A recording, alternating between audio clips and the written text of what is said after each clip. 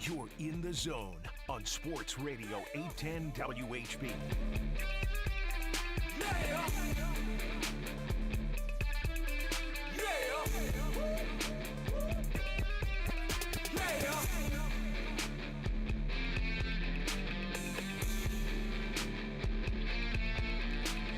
All right, a Thursday edition of The Zone right here on Sports Radio 810 WHB. Jason Anderson with you, Sterling Holmes, Dylan Michaels. We head up until 2 o'clock. The next 4 hours, we've got you. We will talk some football with Matt Lane, KC Sports Network, coming up an hour from now. Get some Chiefs on the docket. We will talk with Joe Goldberg coming up at noon. Get his thoughts on the first postseason game at the K in 9 years. Seth Lugo taking on Clark Schmidt. And in about 3 weeks, I will completely forget who started Game 3 for the Yankees. I will have to rack my brain and go, who the heck was on the mound in that game that was limiting the Royals? Like, what was going on in those first 3-4 innings with Clark Schmidt? Two former relievers were the starters in this one. Clark Schmidt, former reliever. Seth Lugo, former reliever. Yeah, I'd said that yesterday. I'm like, is this Clark Schmidt's postseason debut? It was his postseason debut as a starter. It was first ever start. And he passed the test for the most part, you know, for what they were trying to get from him. I mean, the guy gave up, 2 runs?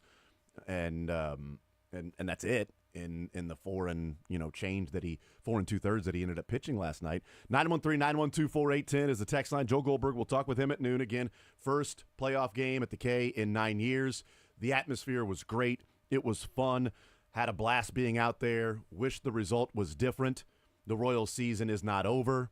I think tonight's atmosphere will be just as good as long as the Royals continue to give them something to stay in the game with.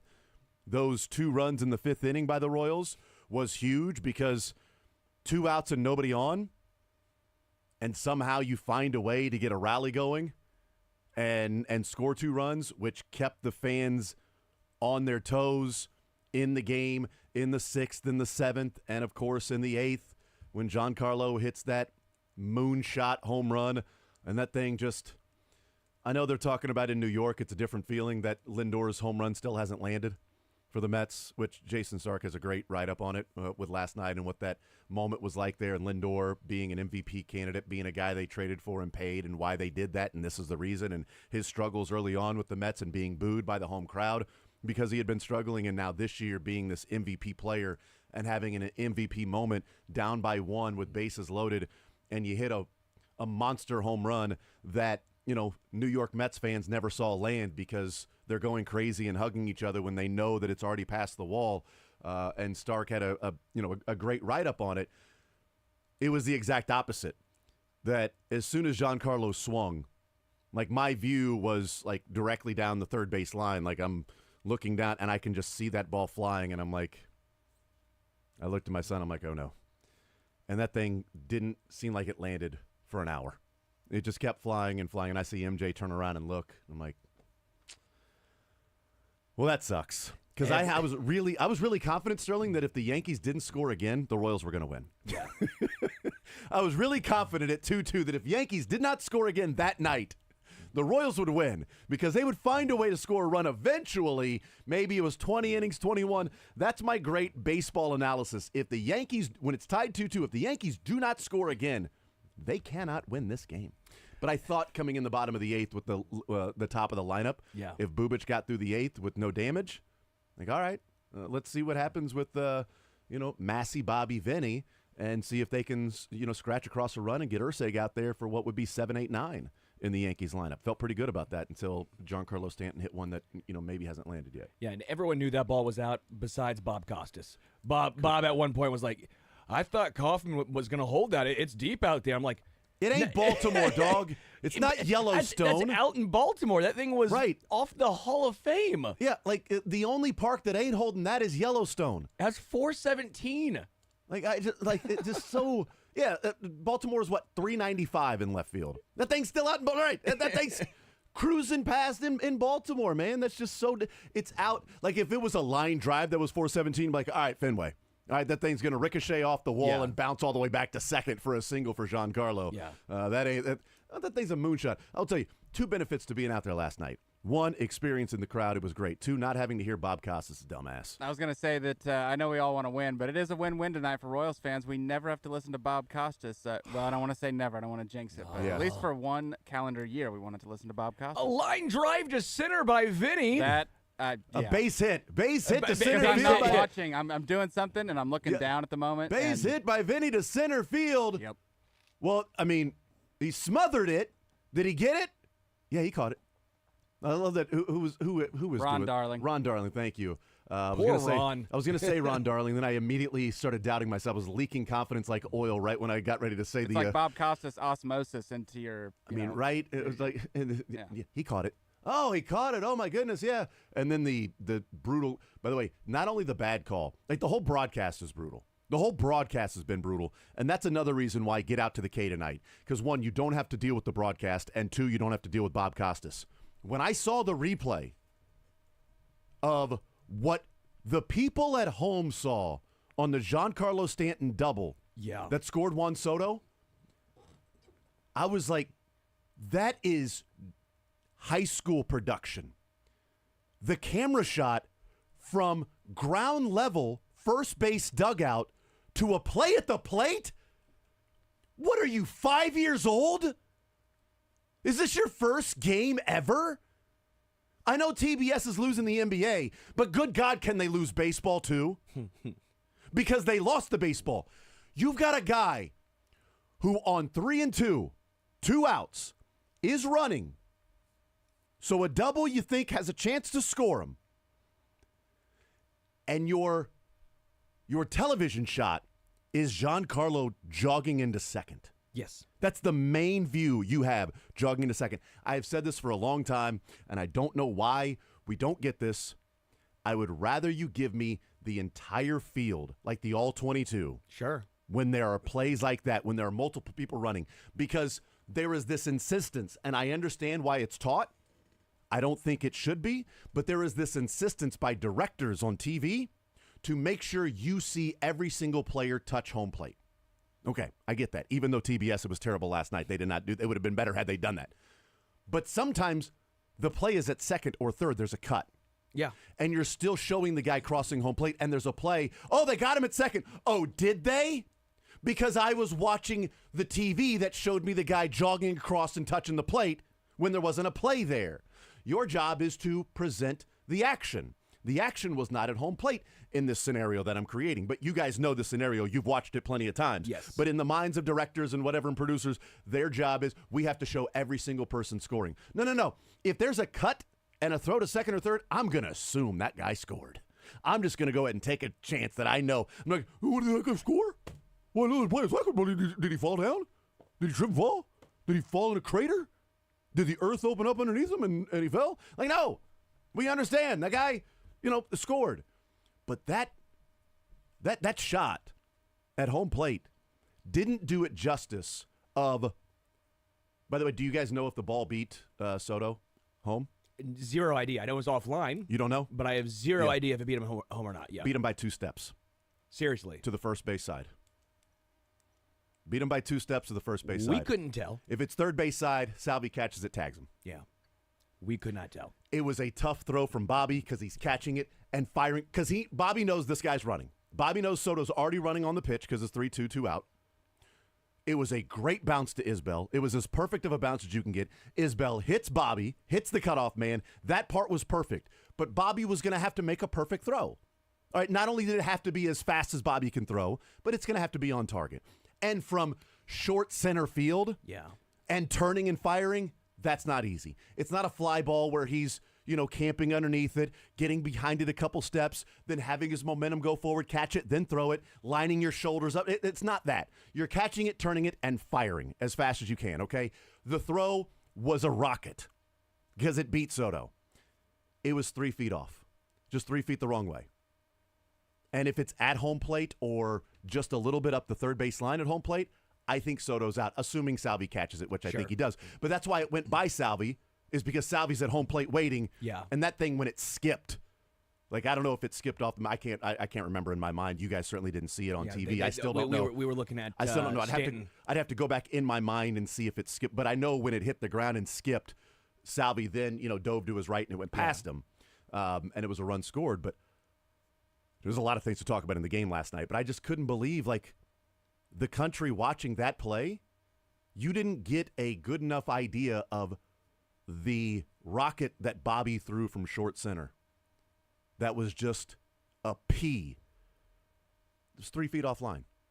And what an MVP, amazing play, relay, one of the best outfielders in baseball in center field, playing it perfectly, relaying. By the way, kids, hit your cutoff man. Not lobbing it, hits him on a line. Bobby turning and relaying 3 feet off from, 250 feet away? 3 feet off from 250 away. I would love to know what the miles per hour was on that throw from Bobby. It had to be mid-90s. Legit, I think it might have been a mid-90s throw from Bobby. It's just, on the wrong side of home plate. But I didn't think that you guys knew how close that was if it was on target. It beats him. He's out. He's out. And I'm not saying it was, again, I will reiterate, I am not saying this is anything on Bobby. I'm saying he made an amazing play to turn and fire it and even get it that close to where it would have been a play at home plate had it been on target because Bobby's arm is special. The production did the opposite, actually. It made it seem like it was not a good throw. Exactly. It was way offline and not even close. Exactly. And the reason it went by Salvi is because Salvi's setting up at home plate, and it's a do-or-die thing. If the ball gets past Salvi, who cares? Giancarlo ain't going to third. Yeah. He's not getting to third. Okay, Lugo's already backing up. So Salvi can sit there at home plate and try to reach for it at the last second. It skipped that quick, and then he couldn't get there at that point, but it didn't matter. And Salvi knew it wouldn't have mattered. I think that's a lot of people on the field with a lot of baseball knowledge, and Salvi understanding the situation of knowing, I'm going to sit here planted at home, and I'm going to sit here to the point to where if I reach to my right, but I'm not moving my feet to go get the ball and then come back because I'm not going to get him. If I have to dive for it, who cares if I get it or not? Yeah, he's going to be safe, and Giancarlo's at second base. But yeah, it made it look like it was such a bad throw, and it wasn't close. And instead, the throw was anyway. It's one play, and I had no idea I was going to start there. By the way, I was just it's such a frustration. The Royals are go to the K tonight. That's what I'm saying. Go to the K tonight, and parking. Figure out how to let people out of the ballpark after the game's over. Those are the two things. Go to the K tonight to enjoy it, and the parking attendants and whatever need to figure out how to get people out of the K with 40,000 the way that you can get Chiefs fans out with 75,000.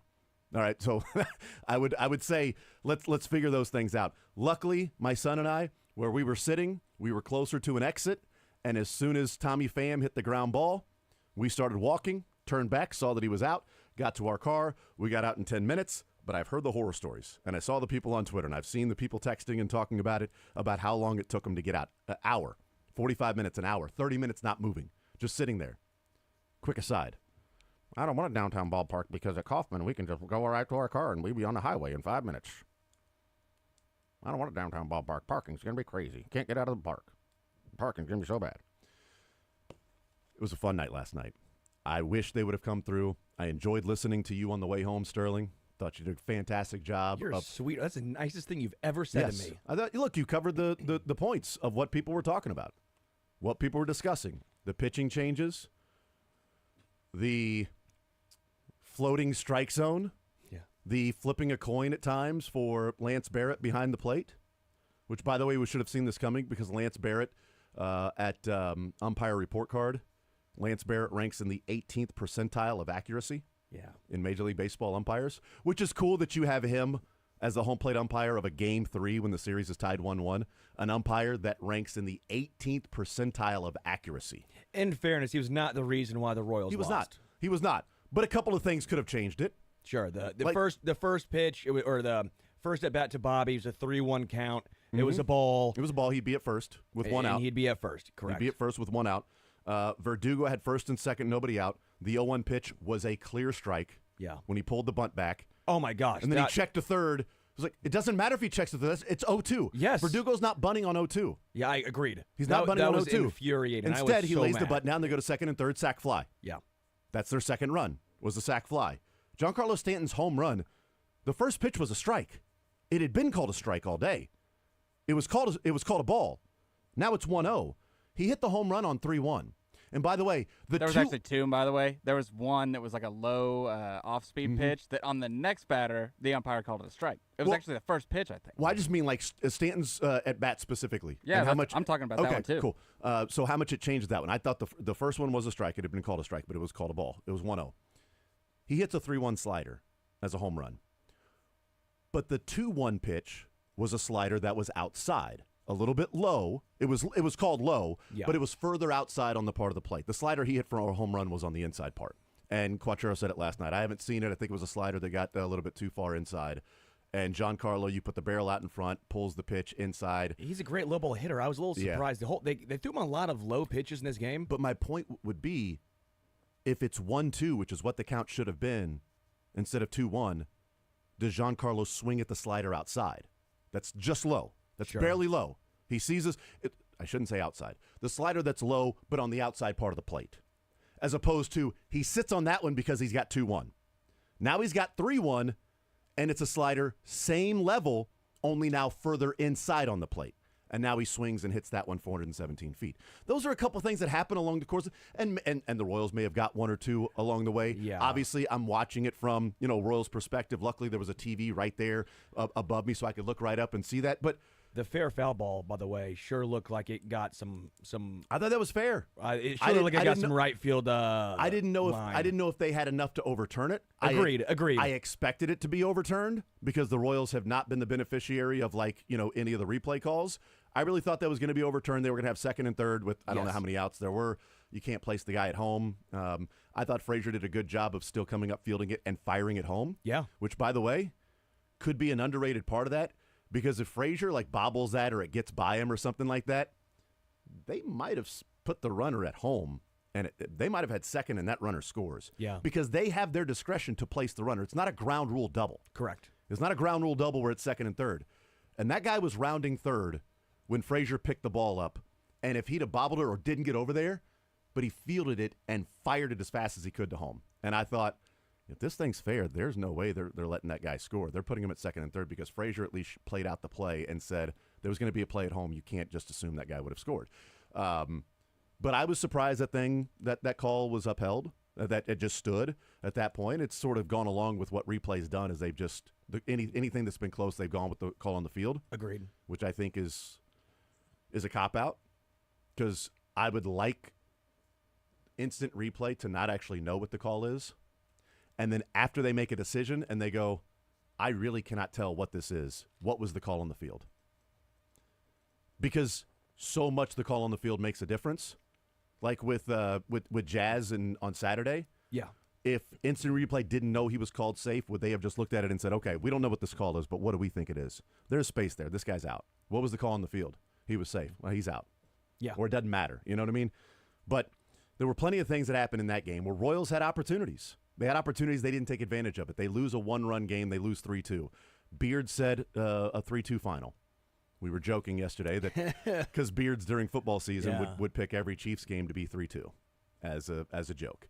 I think it's going to be high scoring, back and forth. Maybe a safety could be the decide. I don't know. I'm going 3-2. So I'm like, oh, Beards is going to pick 3-2. I don't know if he picked 3-2. He should have. But it was a close game. The Royals didn't come through. The Yankees did. The Yankees have won 2 games in this series, winning the way that they have won throughout the season. The Royals have won their game in the series, winning the way they have won throughout the season. I want to talk a little bit more about that and how that can impact Game 4 tonight. We have seen the Royals win 2 games in a row plenty of times. They are not down 3-0 in a 7-game series, okay? This is not you have to win 4 games in a row. You got to win tonight at home, and then you have Cole Reagans on the mound in Game 5. You are not the Cleveland Guardians right now, winning on the road to return home to face Tarek Skubal. You ain't doing that. You're the one with the stud on the mound if you get to Game 5. So figure out a way to win Game 4 and then freaking take your chances with the Coltrane, who ain't going to look like he did on Monday. He's going to look like he did in Baltimore. I promise you. He's going to look like he did in Baltimore when he goes to Yankee Stadium against these dudes, and he's going to be throwing BBs on Saturday. And damn it, I just want to see that. Make I wanna- them I wanna make them see what get back happens. on the plane and think about it. Yep. I want to see what happens. I want to see the moment of Cole Reagans in a Game 5 because I've seen the moment of Cole Reagans in a Game 1 of a wild card in the first postseason game, and that guy went out there and freaking dealt against Corbin Burns, and they won that game, largely in part to Cole Reagans.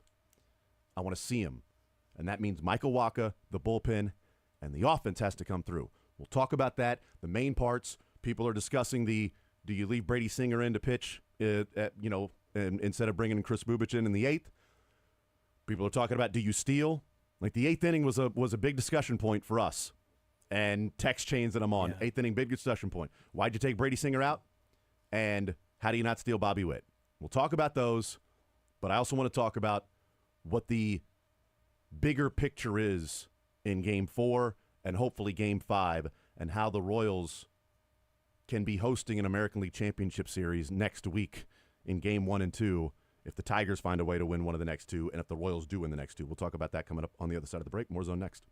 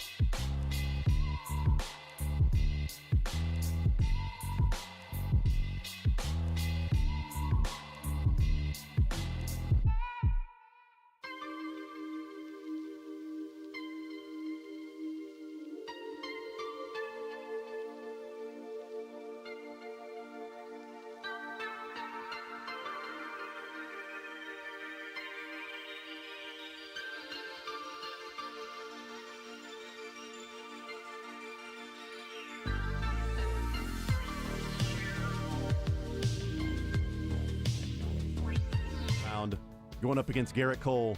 It's a big moment for Michael Wacha tonight.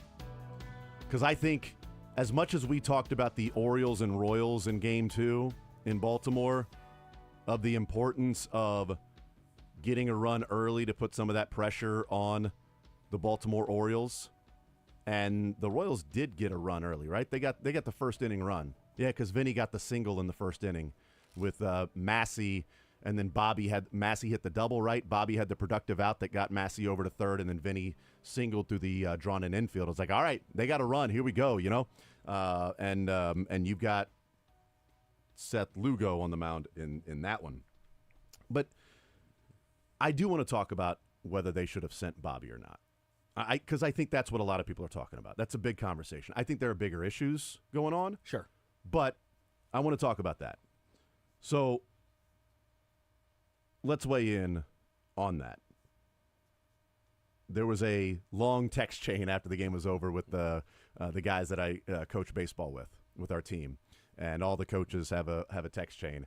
And so there were a lot of it, and a number of them at the game, sitting in different spots. But it was like, all right, Jason, do you send Bobby or not? And then it just started like everybody talking about different things. What did you think, Sterling? So it's like a new Alex Gordon right now. Sure, they have sent him. Yes, because I'll be honest with you. When we got on the highway and we started driving, at that point it was like 9:45, 9:50 or so, and I needed little man to go to sleep. So I had to turn the radio off and everything, and so he could, because it was a little late for him. Usually he's in bed by like 8:45, so it was an hour later. So I'm like, all right. So I didn't hear like the discussion that you had. I knew that you had talked a little bit about it, but like your thoughts on should they have sent him? What Matt Quattrero said after the game. Yeah. So what was your takeaway and what was your thoughts on this? And Dylan, I want you to weigh in too, because I got my thoughts. Initial reaction was in the moment. I'm going, he should go. They need a guy in scoring position. They're not going to string together 3 straight singles against Luke Weaver. You're not going to do that. The Royals are not hitting a whole bunch of extra base hits. They're not hitting the long ball. I love Salvi. I know what you're trying to do, saying, well, a 2-run home run gives you the lead. Yeah, then you're in the lead, right? Yeah, okay, that's in a perfect world.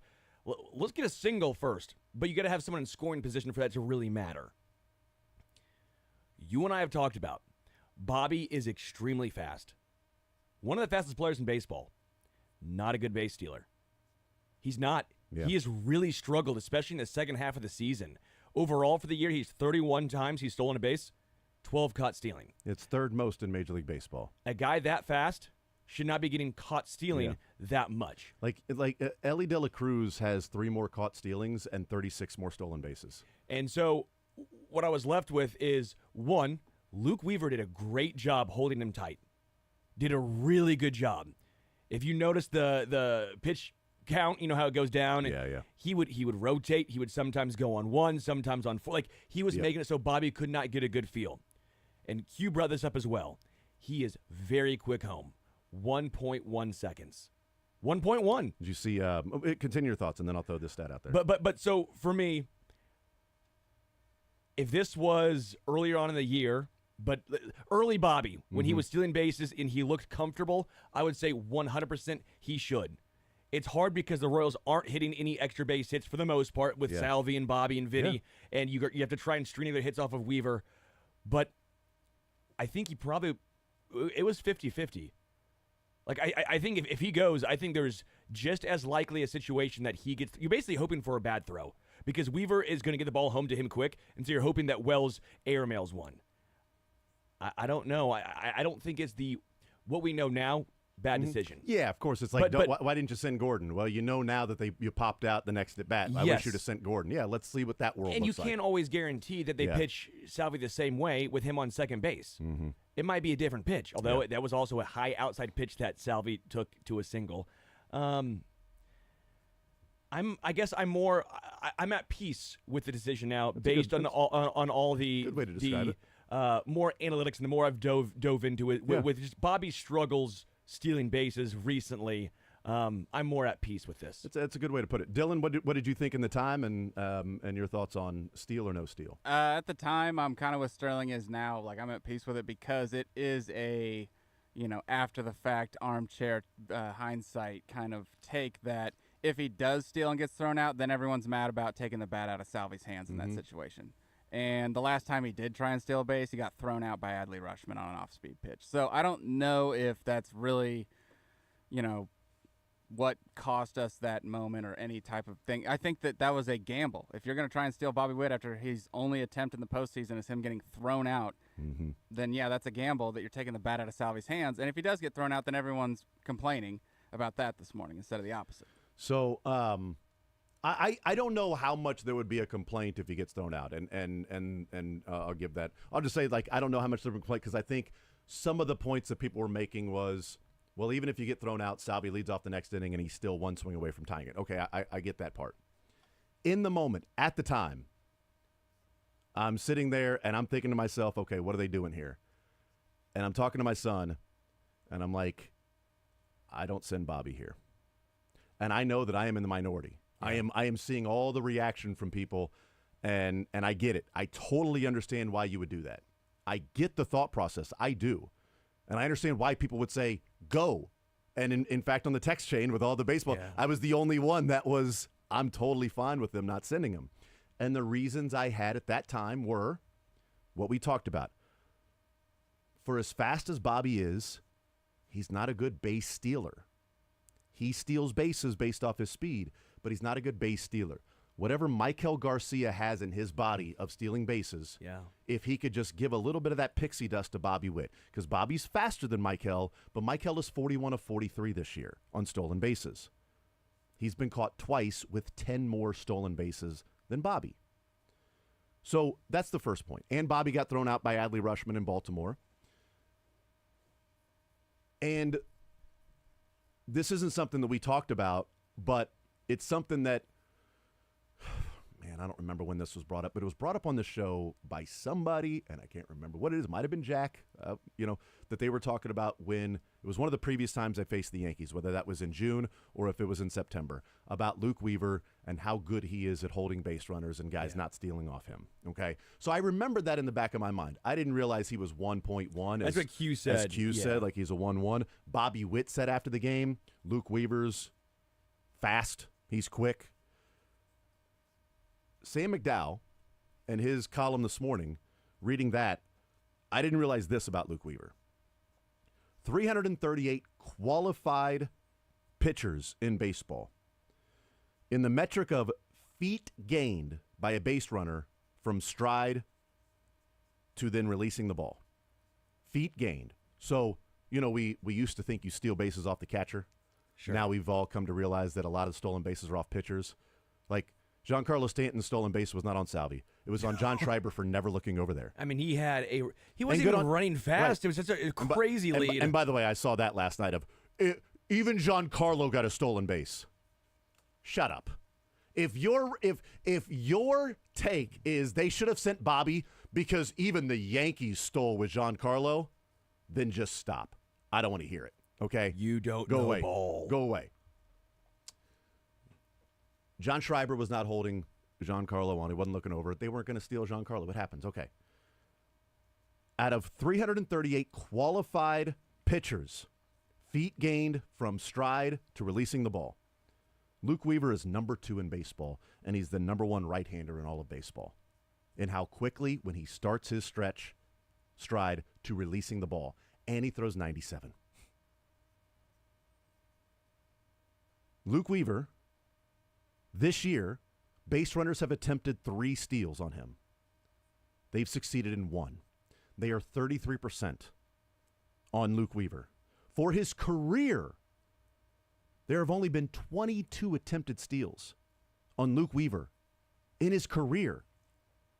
Base runners are 13-9. 13 stolen bases, 9 caught stealings on Luke Weaver. The Royals have all this information. Bobby has all this information. Yeah. And after the game, Bob even said, I'm not getting good jumps right now. Yeah. I'm not reading it right now. I'm not getting good jumps. It's very it's enlightening in terms of a self-scout. Sure. Of just saying, look, I'm not getting good jump. Like Dylan said, a breaking pitch, he was thrown out by Adley Rushman in Baltimore. I think he was safe, but the call was upheld. Sure. That's fine. His oven mitt also dug into the ground. Yeah. And I think if his oven mitt slides on the dirt, he's there. But still, That's part of it's part of stealing a base. Part of stealing a base. Part yeah. of stealing a base is not having your oven mitt get stuck in the dirt, just as Jazz Chisholm not having your cleat get stuck in the dirt. It's part of stealing a base.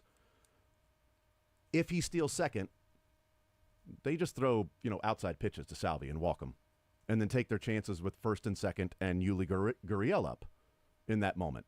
Okay? And we know what happened with Yuli Gurriel. Yeah. He flew out to center field. He did try to hit a 7-run home run the first swing, though. I appreciated him doing that because he was all over that pitch. He was waiting on that pitch. Yes. He just got way too antsy. Yeah. And I was fine with Gurriel up in that point. I had an appropriate level of optimism with Yuli Gurriel in that moment that I feel like he can come through here. I feel like something's going to happen here with Yuli. It did not happen. By the way, Luke Weaver, so I think a lot of people also, just to your point, the most bullpen arms are not great. Most bullpen arms are not great at holding runners on. They don't care. Mm-hmm. Luke Weaver was a starter the majority of his career, so he understands the nuances of holding guys on, and that also goes to your point. Yeah. If Bobby steals, they pitch Salvi differently. Correct. They probably pitch around him, or, hey, Salvi, get yourself out. I'm going to Which they still, I think, tried. They kept doing the high and away. You couldn't tell. They were high and away. Yeah. Every single one was off the strike zone. He didn't have a chance to time it up with Vinny either. That was like the first pitch that Vinny hit to center field, right? That was the first pitch. And I don't know that he would have stolen anyway because Vinny has that huge hole on the right side when they're holding Bobby. So I think you keep Bobby there. Also, people like, well, yeah, but Salvi, if he gets caught at second, you're in the same spot because if Salvi hits a home run, now you've tied it. You're not in the same spot because Salvi double scores Bobby from first. Correct. Yes, a single scores him. And if your argument is when Salvi got down in the count, then I would take a chance, I'm good with that. So I said that I'm way more in favor of Yeah. than just you should have sent him because if Salvi hits a home run in the 9th inning, then it's tied. Well, what if Salvi hits a double in the 8th inning? It's also tied. Bobby is running, okay? You know that he's going to score on a double. He's not going to score on a single from first. He would from second. But still, you don't know if that single happens with him at second if he steals. Also, you don't get to press the stolen base button. Yes. They don't have one in baseball anymore. They got rid of that in the 80s. The stolen base button, when Vince Coleman and Ricky Henderson would just press the stolen base button, they got rid of it. They stopped it, okay? I got to go to Ricky Henderson for Jazz Chisholm coming up later. nice. on. Okay. That also, it does live in Cincinnati with Ellie De La Cruz. Yeah, although he's been caught 15 times, though. That's true. I know out it's of a break. 67, but I know we do. 67 bases. But just in the moment, Yeah. it was 1-2. He had 2 strikes against him on Salvi. I said the same thing to Kyle. I go, I would honestly send Bobby now because if he gets caught, he leads off the next inning.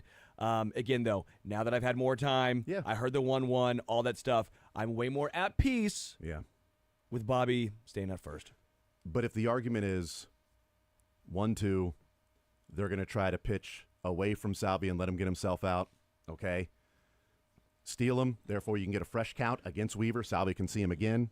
The next, if you get caught, and when Salvi has 2 strikes or is down in the count, he's a little more defensive, so he's going to hit more singles than he does doubles. So even the double part of that scenario is limited in that percentage chance. I get that as well.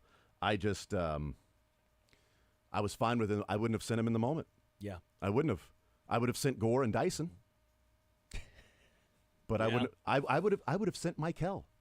I would have taken my chances with Garcia. Agreed. That guy's he's got an instinctual ability of reading the pitcher and gaining extra steps. He's not as fast as Bobby, but he's a better base stealer than Bobby is. Yeah. Tyron Blanco. But you ain't pinch running Bobby with Tyron Blanco. That's not happening, okay? All right, we'll take a timeout. We'll come back, continue rolling. We'll tell you about something really cool coming up with Bill Brandmeier on the other side, and then we will talk with Matt Lane coming up at 11 o'clock, Joel Goldberg at noon, Sports or Leisure. More Zone next.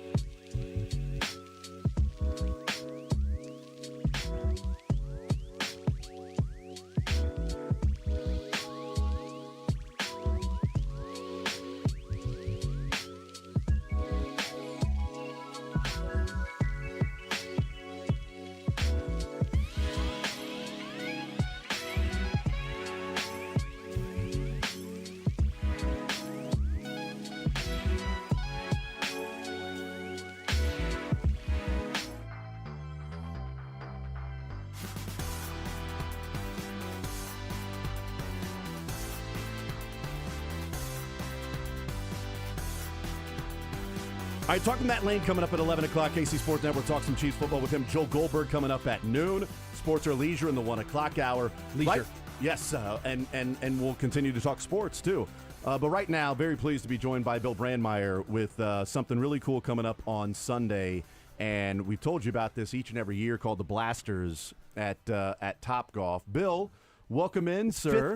Fifth time we've done the Blasters. How about Is it that? really the fifth time? I can't believe it. So Time you guys, flies. you guys started it for when I returned here home. Thank you. I appreciate that. It's very nice of you. We did. It was a welcome home to Jason Anderson. Yes. So excited that you got to join the team here at 810 WHB.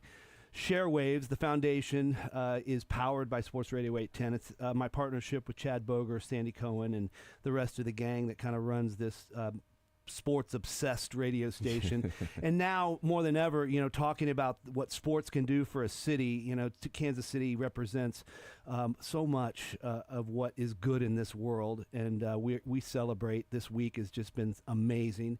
Monday night, got to go to the NFL Monday Night Football game where the Chiefs kicked the Saints' ass, all the while watching my phone with my daughter as the Royals Kick the Yankees' butt. That's right. Butt. That's exactly right. Yeah. So Big night. good. Monday night was amazing. And, Two asses were kicked. Two of them. Yeah, both cheeks. Two asses. Both Two cheeks. The right and Yeah. left cheek. Is that what they say when you say turn the other cheek? That's what the Royals did. So And, Kansas City can the kick Chiefs 'em. got one cheek and the Royals got the other. I guess the Royals got the first cheek. The Chiefs got the other because the Yeah. Royals were over before the Chiefs. Yes, but Sunday is going to be Sunday's awesome. coming, and that has to happen. And it has to happen because Sharewaves needs to raise funds to continue our effort to connect kids to sports.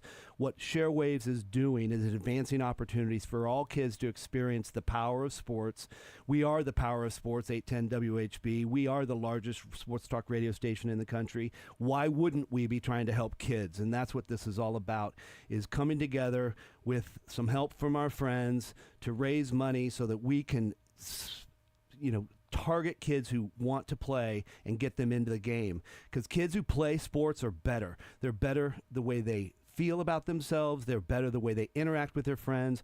They advance in the classroom. They advance as who they are as people. They have mentors in their lives, spirited coaches that encourage them to take on life lessons and core values that will shape the rest of their lives. And every kid should be playing, and no kid should have a restriction or a barrier to access. And that's what Sharewaves is trying to do, is lower the barriers to access, give kids high quality sports experiences. And on Sunday, we have this big freaking Topgolf event, our 5th annual. We've blown it out of the water. We're going to have over 300 kids come during the afternoon session. They're going to get a golf lesson from a golf pro. Nice. They are going to experience a party. They're going to have a meet and greet and suites with Bill Self and the Kansas Jayhawk basketball team.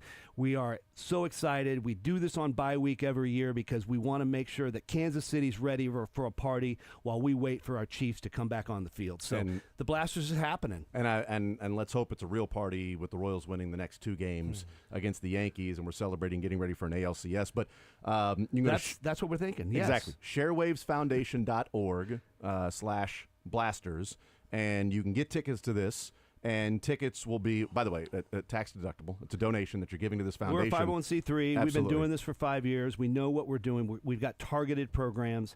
If you get the VIP reception with this. You get a meet and greet with Bill Self and some of the Kansas Jayhawks, a Q&A with Brian Haney and Bill Self, and you're there as well with this, and tax deduction. Food and and spirits. Yep, food and spirits. That's right. And playing Top Golf. Yeah. And enjoying some Top Golf there with your friends. Yeah, because we do the Battle of the Bays competition. So we will have a champion of the Battle of the Bays. That's a 6-man scramble kind of thing. It's a target golf competition. And we will also crown a singles champion. So we'll have the best golfer there get some prizes. So we've got trophies. We've got giveaways. We've got a lot of fun. It's all food you can drink, all the food you can eat, all the food you can drink. I like all the food you can drink and all the drink you can eat. Here's the thing. Sterling does drink his calories. I do drink my calories. I'm more Bill. of an eating the calorie guy. So all the drink I ate plenty of calories last. Good. I ate plenty of calories last night at the K. Let me tell you about that. I almost got the pass switch Almost got the Vinny Pasquich. I decided against it at the last second. I should have, just for the S's and G's and the experience of the whole thing. Dude, what a crowd last night. What a so game. great, I'd love it, and I want you guys to get back to talking about it. What time is this event? The on Sunday? Blasters will take place Sunday evening. We have the kids coming. It's the kids zone from 2 to 5, and then from 5:30 to 6:30 we will have our Celebrity Swing VIP party where we'll have a Hawk Talk led by Brian Haney. He'll talk to Coach Self about the season coming up. You'll get to meet all the players, and then at 6:30 we start the Battle of the Bays competition. It's going to be incredible. Before I get off, I want to let people know about one targeted program that is working. It's working really well.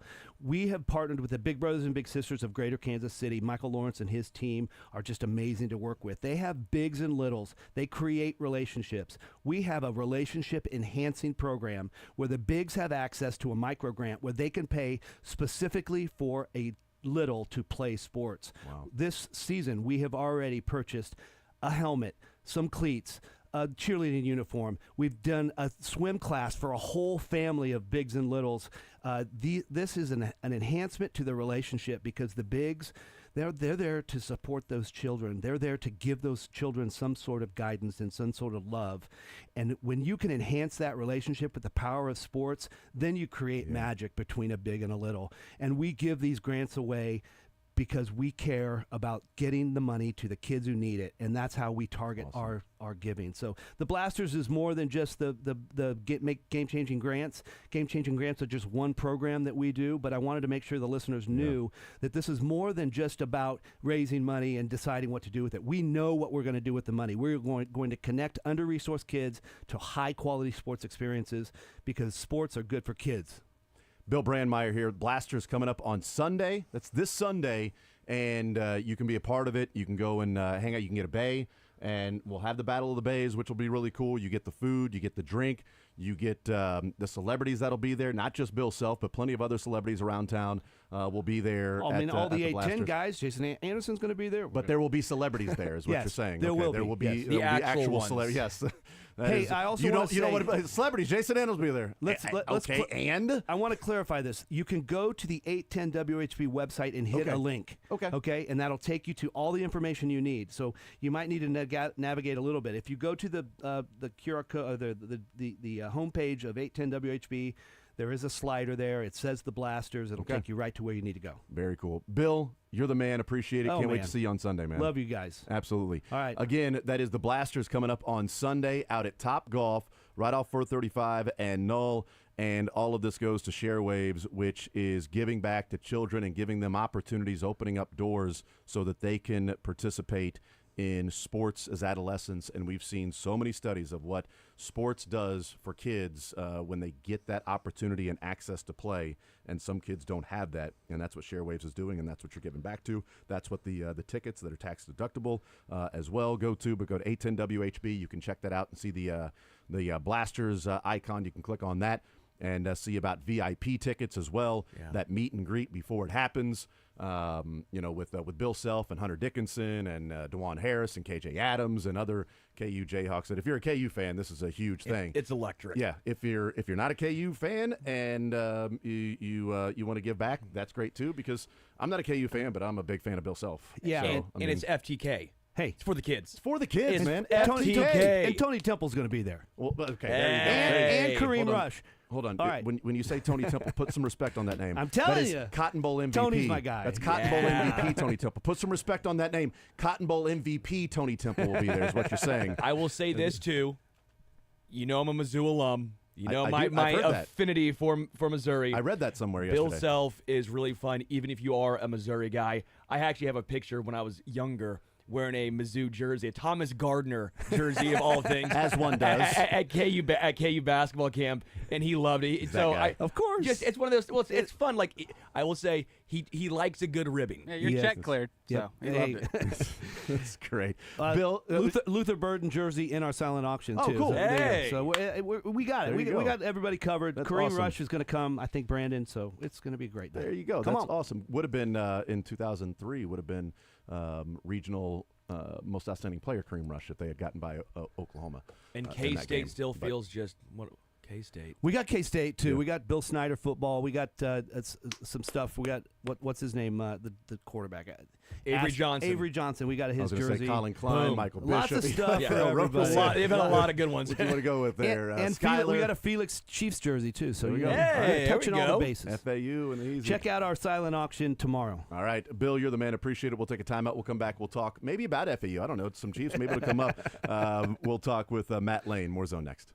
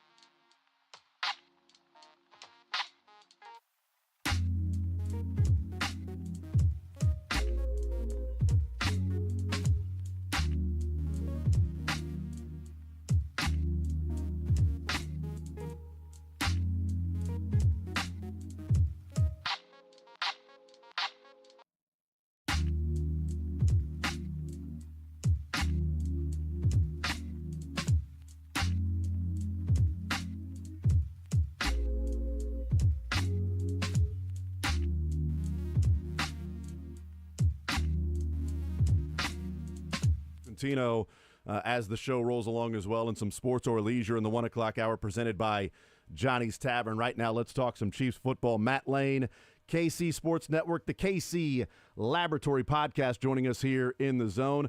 Matt, what is up, sir? No, we're doing good. We got a non-stressful week for Chiefs fans. I know there's some other stressful games going on right now, but for Chiefs fans, it's going to be a stress-free weekend as they are locked into the number 1 seed on the AFC. Randomly, they will still find a way to be in a one-score game this weekend, even though they're not playing. Although it's not as funny now after Monday night. What the hell are they doing? Winning by 13 points, winning by 2 ruining the scores. streaks. I mean, come on. What's the point if we can't have fun with that?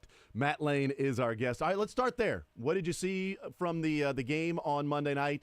The Chiefs do win 26-13 over the Saints. So what did you see from that? Positives, negatives, any general takeaway from the Chiefs getting that win?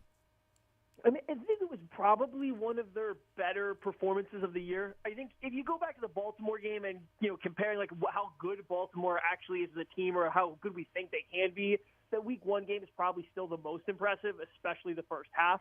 But since then, it seems like, especially on offense, the Chiefs haven't really put it all together. I think even in some other games defensively, you could start to poke a couple potential holes that you would start to see where they'd show up. This Saints game, though, from start to finish, they were kind of the better team. It wasn't close. They were pretty dominant. I know the Saints hit the explosive touchdown play early, but that was just them having the exact right call against the Chiefs' preferred coverage, and then it didn't happen again, right? So it was a very complete performance. I think the offense, especially Mahomes, showed you some signs that they can get to a better place. They can get back to what they were maybe last year in the playoffs or even a little bit closer to 2022 as long as things keep developing, keep improving. So you're going into the bye week kind of on a high. I know the red zone offense wasn't great, but outside that, everything else was kind of trending up, I think, after this past week. What are you seeing from the defense and the way that they're able to stop the run? I mean, it's something that we had been tracking since the third week. I'm trying to think of the conversation I had with Adam Teicher. It was after Bijan Robinson, so it was Derrick Henry, Zach Moss, Bijan Robinson of the main running backs for the other team and what the Chiefs were doing against them. It doesn't seem to me, Matt, that the Chiefs are doing anything extravagant or they are running any sort of run-specific defenses with Spagnuolo. It sort of seems like the Chiefs are stopping the run by simply being a team that has players that maybe are built more than not to stop the run.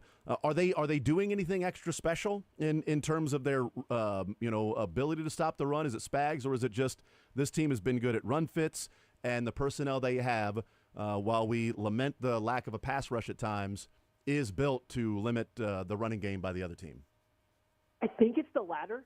When you're watching, you don't see a ton that they are doing to go out of their way necessarily to stop the run. I mean, I'd say that. I'm going to caveat it with, against certain teams like the Falcons, the Chargers, the Saints, the teams they've been playing recently, there is a lot of run blitzing from the linebackers. So you'll have a lot of plays where if you watch the linebackers, they're stepping downhill on the snap no matter what, and then they'll just okay, we'll recover into coverage if it's play action or if it's a drop back pass. If we're blocked up. If we're not blocked up, we're just going to continue on our rush. So they do run blitz, a fair amount, I think, especially in the middle of games to help get downhill with those linebackers. But even early when they're not doing that, they just simply seem to be playing the run very well. They do a great job of their Mike Pinnell stepping in at nose tackle has seemed to make a big difference. Chris Jones is playing more consistent versus the run than he has in years past. You have two starting defensive ends that are stout. They can hold up on the edge and force everything back inside. You have corners and safeties that hit and tackle. It's just a combination of this very sound, good defense that's shutting down the run. It's kind of squeezing all these lanes out. And I do think it helps that Steve Spagnuolo is a little more willing than a lot of other defensive coordinators to live in true match coverages. So he will zone match, he'll man match his coverages, and that does allow for you to get some safeties or some DBs coming down into the run fit a little bit faster than a lot of other defensive coordinators are playing a little bit more, I'm not going to say scared, but a little bit more preventative of the deep ball than the Chiefs seem to play. I do like, though, that Spags still goes Spags, late in the game, and it's just send everybody. You know what? Is anybody injured? Because I want to go out there and blitz too. I'm just going to send everybody at whether it's Derek Carr or Hayner.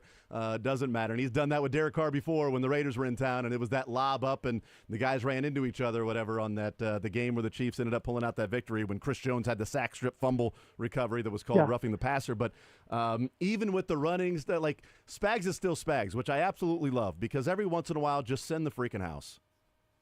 Yeah, no, for sure. That's still Spags. The Chiefs don't blitz at a higher rate than they're pretty average on their how often they blitz, but their efficiency when they do it is so good, and it's because of the way they dial it up and because it's always a threat, right? You start lining guys up, and they'll show a lot of these pressures, and they'll drop guys out, and they'll move things around. They'll zone blitz. They'll send everybody. They just do so much to mess with the opposing quarterback that when the blitzes do come, whether they're a complete free run or you get a Nick Bolton or a Trent McDuffie that's beating a would-be blocker on them, they still get pressure. So it's something that we saw last year. The defense was really good, and Spagnuolo was calling it like it was kind of a playoff defense from week one on. We thought this year he might step back and play it a little bit, not safer, but slower, rolling it out because of the changeover on defense. That has not been the case. He has just gone right in and said, okay, you guys have all been here for years. You guys all know what we're doing. We're just going to hit the ground running with, our good stuff, and we'll see how long we can carry it instead of trying to peak necessarily at the right time. Visiting with Matt Lane, KC Sports Network, KC Laboratory Podcast, and, the defense has been awesome. It's been a big reason why this team is 5-0. There is no doubt about that. Certainly they can improve on pass rush outside of blitzing, and they could, cause some more turnovers and things like that. But do they have an issue with safety with Brian Cook? Am I putting too much into a couple of plays?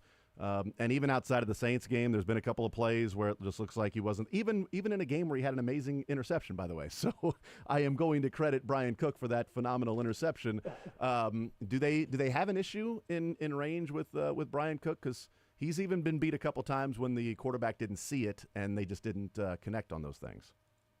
So the thing with that's what I was referencing a little bit with Spags still plays some pretty traditional match coverage, and what that does is that's going to put a safety one-on-one with some wide receivers at times, especially if they're running. You get a slot wide receiver that runs a vertical route. If the route distribution is correct, he is going to get that vertical receiver one-on-one, and he's doing it from 15 yards off, and that's just a really hard coverage assignment. Most teams don't want to live in that world anymore because it is such a difficult thing to do, and so many offenses are good at getting a defense in that position. Spags is still doing it, and that's, I think, leading to a lot of the really good defense we see, but it also is going to put your safeties like Cook in a bad spot where he's defending Shaheed running straight at him from deep off coverage, and he has to defend a double move, and there's just no real chance for more than one or two safeties in the NFL in that spot. So I don't think he's a problem, but I also don't know if you can sit here and think and see Brian Cook's trajectory into becoming a dynamic game changer on the back end, more so just a solid player that can go out there, eat a bunch of reps as a starter or a third safety if you get someone above him. But I don't think he's an issue necessarily. It's just he might not be trending towards being, an all-pro safety once he completely recovers from that ankle injury at the end of last year. So I'm so glad you brought that last part up because I was thinking as you're talking about, in my mind, I'm picturing Shaheed and that move that he put on Cook, and that's tough for any safety to be able to guard against, and a guy like Shaheed who's that good. But what you brought up there at the end of fully recovered from that ankle injury, and maybe this is going into advanced analytics or seeing how much range or how quick and the little the dots and all the things and the chips that they have in these the equipment with the players so they can see how fast they're running, etc. I don't know if it feels like his range is limited from what it was before the ankle injury. If that's something that we're talking about, and maybe next year we might be having a different conversation about Brian Cook if it's another year removed from that particular ankle injury.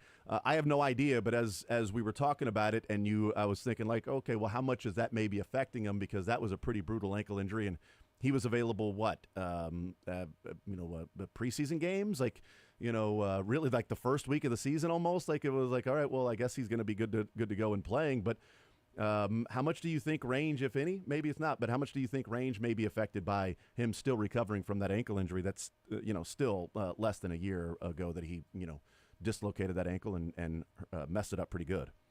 It's so difficult to tell without being, with being on the outside. I don't think physically when you see him move, when you really see something kind of click for him and he kind of just has to drive downhill or make moves, I don't notice necessarily what I think is a lack of the same level of athleticism he had before. But there's always a trust element to it too. Like how much does he trust when he has to plant that ankle in the ground and explode off in a different direction? Is there any hesitation in his mind as he's trying to get back to it? I don't think Brian Cook has ever – he's a fast player, but I don't know if you ever looked at him and thought he's kind of this guy that has great range. He's probably a safety. Yeah. Well, when he's playing deep, you want to be playing as a split field guy. He's only covering half the field, and he's doing so with some leverage help from corners underneath rather than playing single high and, trying to really get from numbers to numbers on the outside. So I don't know if I think that his range is reduced any more than what it was, but you could be seeing him, working through the mental hurdles of trying to get back to feeling like he can do whatever he wants on the field. He can put all of his force through his foot and come downhill and stuff. And it's just, at times he's going to be overmatched. He is a athletic safety, but he's also a bigger guy. He's not going to be out looking like Earl Thomas out there showcasing elite range. And not many teams play single high for that reason anymore because a lot of safeties just aren't built like that in today's game. Visiting with Matt Lane, KCSN, the KC Laboratory podcast. Let me get your thoughts on Kareem Hunt. They bring him, they sign him, and with Pacheco being injured, and all he's done, Matt, is touch the ball 44 times in the 2 weeks that he has played. The Chiefs have not been shy about feeding Kareem Hunt the ball. What did you think when they signed him and brought him on of what they could get from him? And are you surprised? Are you was this a level of expectation maybe from what Kareem Hunt could provide? What's your assessment of what we've seen in these two games from where you thought maybe he was as a player when they went and signed him? He's definitely outperformed, I guess, like my expectations of what he would, provide. And I thought when they signed him, I looked and saw him and thought, like, okay, I wouldn't be surprised to see him take the majority of the carries from Carson Steele and Samaje Perine, especially, maybe it'll take a couple weeks as he gets into shape, but I wouldn't be surprised to see him take all these carries because, as we said, he's more versatile. He can make all these runs. He's a consistent runner that I think has just better vision and a better feel for how to run a lot of these plays. And so I could see the path for him getting the majority of the carries. Did I think that he would take such a vast majority of the carries that he would be kind of like the only guy? No, I didn't quite think it'd go as far as it has where they are going to a very run-heavy script in some of these games, and he is still being the predominant carry share guy or even snap share player when they are on early down. So that has been a pleasant surprise, and he looks good when he's doing it. He's still, we all watched him against the Chargers, and we're like, oh, he looks pretty explosive here. It looked like it was a little step back this past week against the Saints. It didn't seem like there was quite the same pop, I didn't think, when he was getting downhill. But the contact balance is still there, and his vision is just so much better than what we're used to from Chiefs running backs right now.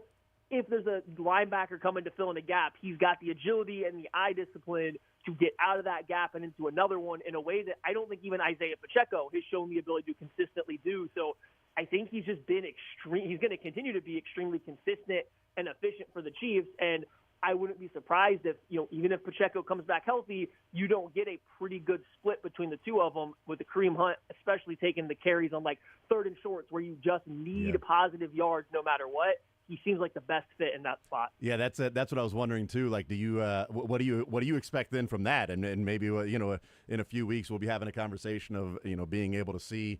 Hopefully when Pacheco returns and healthy, we can see what this split's going to be. But what's your expectation when Pacheco returns? Because I think what we're seeing is if Kareem Hunt remains healthy, like he's going to have to be a part of the offense in some way, shape, or form. He's been that good. Yeah, absolutely. And so that's where it gets a little tricky because Pacheco clearly is the more dynamic runner. But even with him, like this year and even a lot last year, he was having trouble really getting to the point where he was getting off explosive runs, where he was able to really get into the open field. And while he's very fast and he runs hard, he hasn't been the the best at breaking tackles or necessarily making guys miss once you get to the open field. So, yeah, he's more dynamic, but is that worth the inconsistency to his run game where sometimes he does run himself out of a better gap? He sometimes will run into a defender or a blocker rather than finding the right gap. So how much of it is do we want to get the more dynamic player of the football, especially seeing all these light boxes and get him going downhill in space? Or do we want to go with Kareem Hunt, who we know is going to get to the open space? He's going to pick up positive yards, even if it maybe won't be as much if he's untouched because of the lack of, athleticism.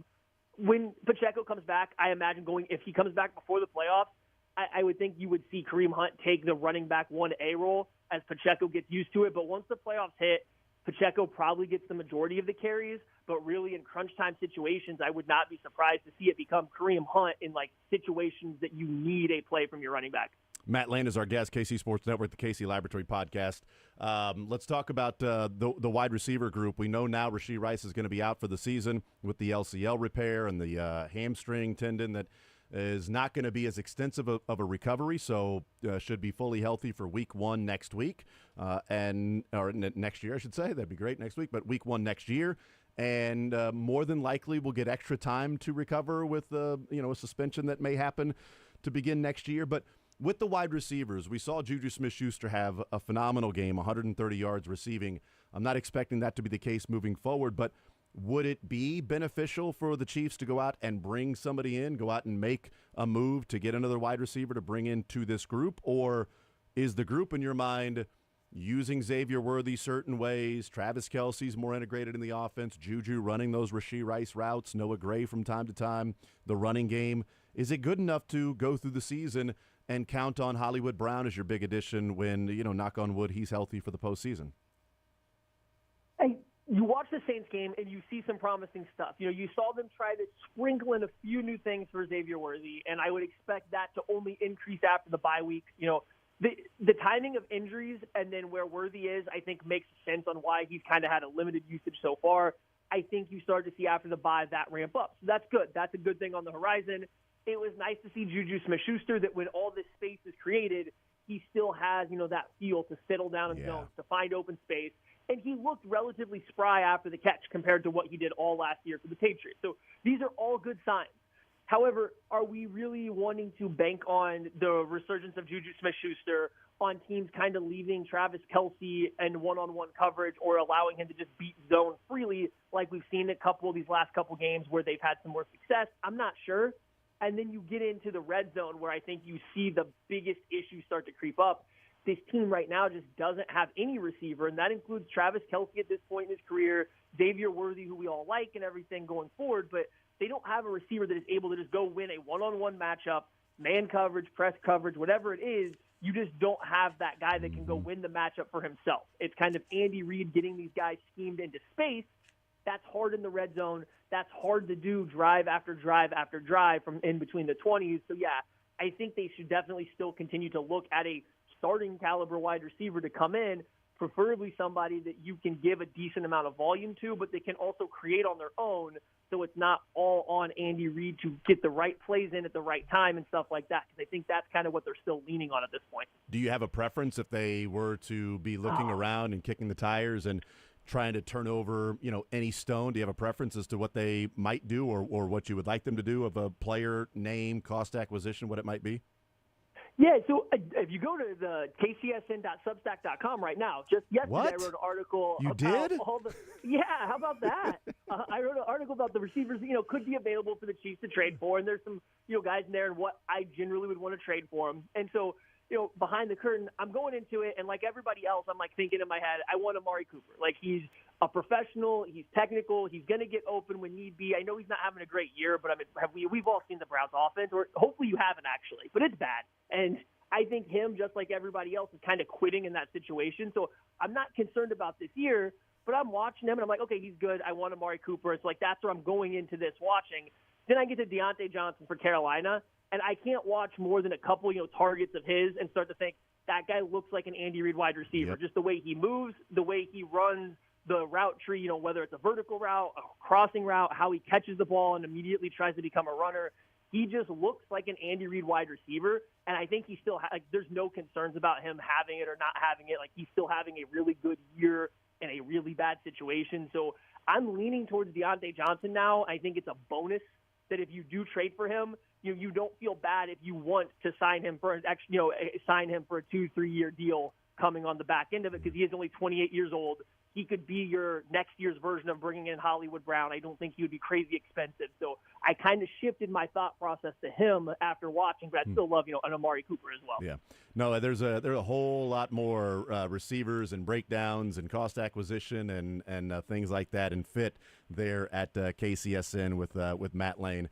Matt, you're the man. Appreciate it as always, brother. Enjoy the bye week, watching other football. I know that's probably not enjoyable to not be watching the Chiefs this week, but we'll talk in a couple of weeks, man, when the Chiefs are back at it, ready to roll for the 49ers. Appreciate you, man. Thank you guys for having me on. Go Royals. Absolutely. There you go. Matt Lane, kcsn.substack.com, the KC Laboratory podcast breaking down the Chiefs and who those receivers may be. And, yeah, those names, a couple of them that were there at the top of that piece that he put together at KC Sports Network, Amari Cooper and Deontay Johnson. But obviously there are plenty of other names that he has thrown out there. We asked Cynthia Freeland yesterday about Amari Cooper, and she's like, no, I'm an Amari Cooper fan. And the guy's a professional. He's a really good route runner. He's where he's supposed to be at the time he's supposed to be. He hasn't lost a step in terms of speed, and he's in a rough situation, and he has the highest percentage of targets that are passes deemed off target or uncatchable, which is really a surprise with how good Deshaun Watson's been. Oh, wait, he's been brutal. We'll take a timeout. We'll come back, continue rolling. We'll hear from Matt Quattrero, Bobby Witt, Vinny Pasquantino from the game last night. I also want to talk more about, we got into the first hour talking about some of the decisions in that eighth inning, whether to bring out Brady Singer to start the eighth or go with Chris Bubich, whether to steal Bobby Witt. We've talked about those things, but going into Game 4, trailing 2-1, there are some bigger issues that we can talk about of what's going on with this team if they're going to find a way to win Game 4 and Game 5. These other things are going to have to happen rather than arguing over steal or no steal. More Zone coming up next.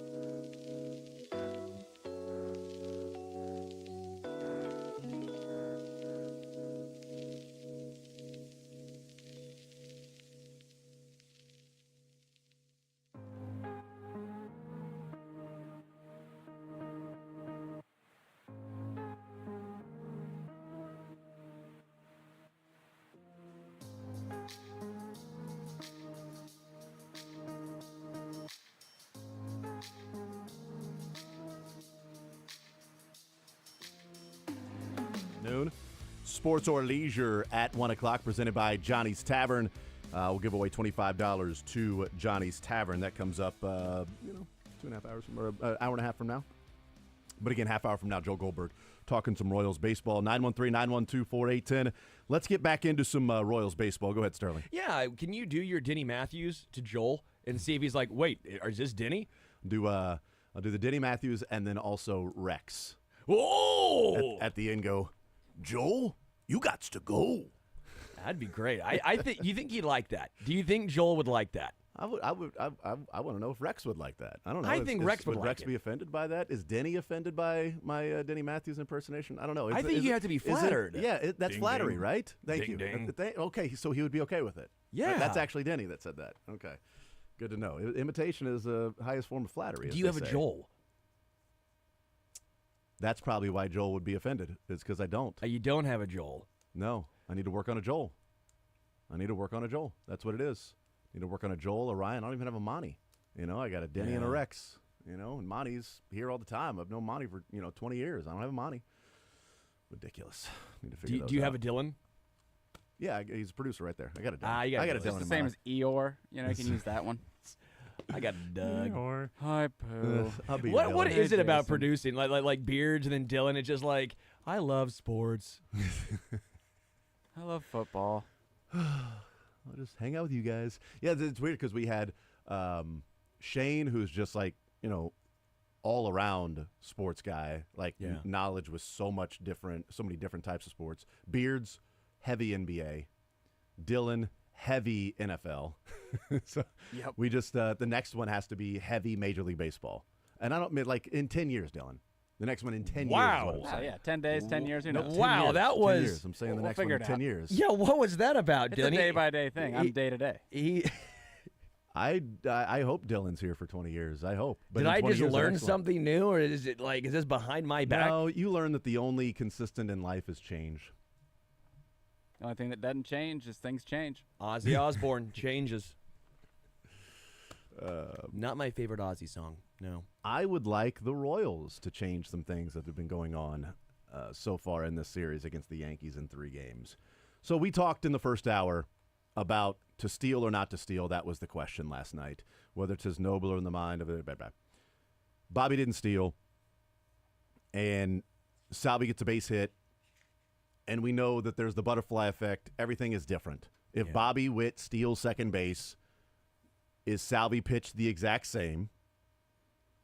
Are they playing Salvi maybe further up the middle? I don't know what they would be doing in terms of that if Bobby's at second base. I have no idea.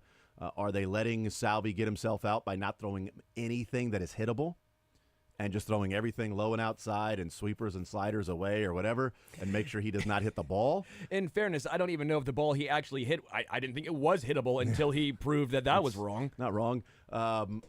Or do they simply say, well, we're just going to walk him and we'll go up against Yuli with 2 outs, and we won't have to worry about Salvi now that we got a base open. Even though it's like, you don't want to put the tying run on first, or the winning run on first, but Salvi ain't scoring on a single or a double. So for Salvi to score, you would need 2 hits.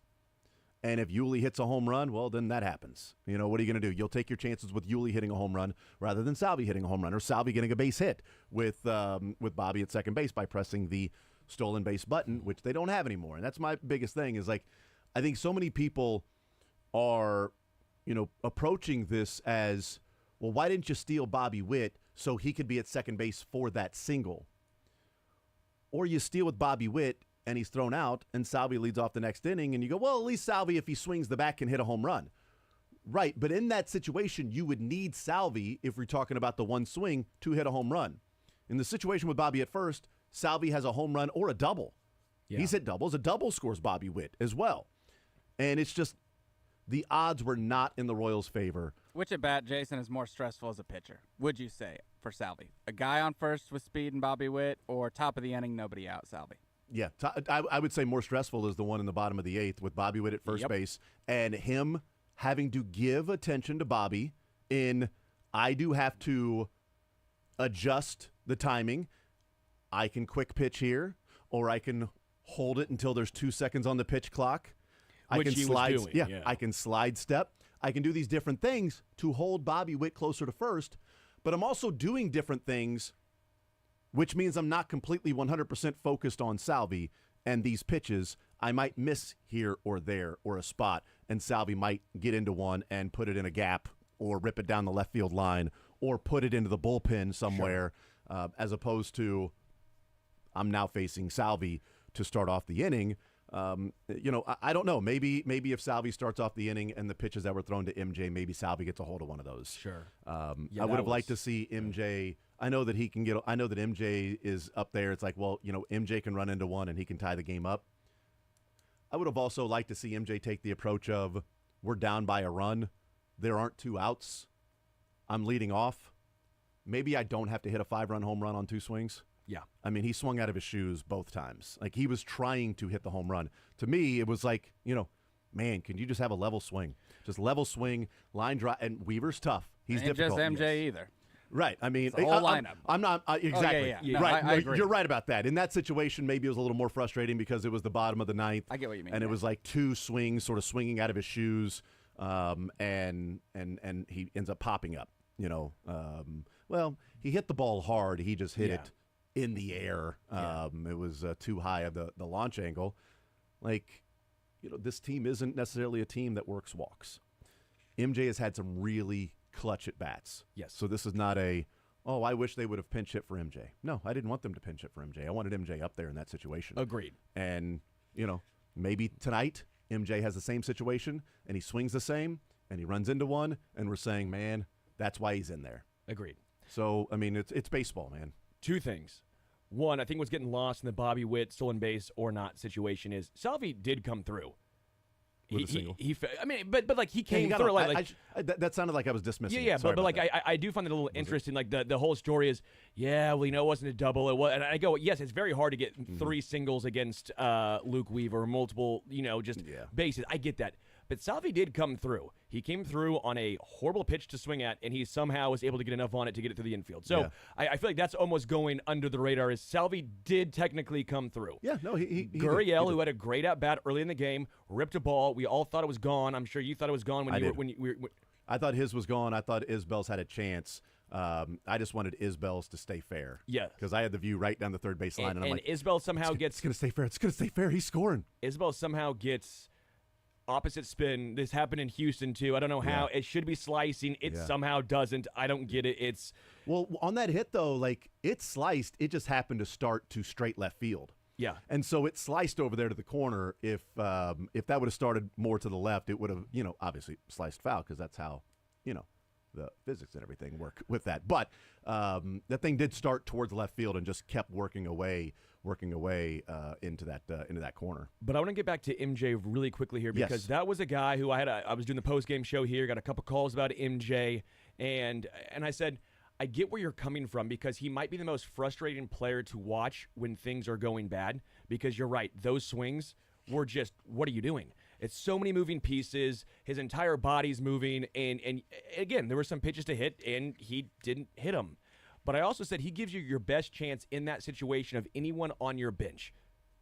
Three. Like I get why he was played. I understand why he was in the game. I did not want him to be pinch hit for. And so I also wanted to point out, I get you're upset with MJ. I get that. He went 0 for 4. Yeah, he didn't come through, right? End of the day, he didn't come through. But I don't have the same anger or frustration with him. I go, that's great and all, but what's Vinny done? I'm not trying to pick on Vinny. I'm not necessarily trying to pick on even Bobby necessarily. That's not my. But your superstars haven't really come through, and picking on MJ when the rest of the bottom half of your lineup has been the driving force in the first couple games, I feel like it's a little picking and choosing because as much as I love Vinny, I'm so glad he came back. The Willis Reed, the rallying behind Vinny. It's been awesome. And it was so close in the bottom of the 8th to that one being in center field. He just hit it close. Too far off the end of the bat. And he's batting 105. I know, but didn't get enough of it. He's batting 105, and his return from a month and a half absence is it's against incredible. Some of the best pitchers in the playoffs. It's phenomenal. It's difficult. But at some point, for a feel-good story to continue to feel good, you have to produce. Yeah. And so everyone was ripping on not everyone, a lot of people were on MJ after the game. And I go, I think you're don't see why. you're focusing your anger on the wrong guy. I'm not even saying focus your anger on Vinny, but I'm saying I think you're too focused on MJ when it's a team performance here. And I have no idea how I became the voice of MJ defender. I'm not even an MJ defender. I'm just championing MJ.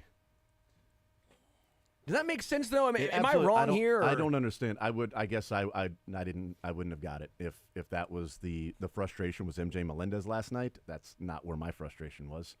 Not at all. In fact, I think the real frustration, if there is one from fans, and by the way, we're talking about a relative term frustration because they're in the American League Divisional Series playing in Game 4. All relative. Tonight. Yes. All relative. Where I think the frustration should probably be focused on. I'll tell you that on the other side of the break. 913-912-4810. More Zone coming up next.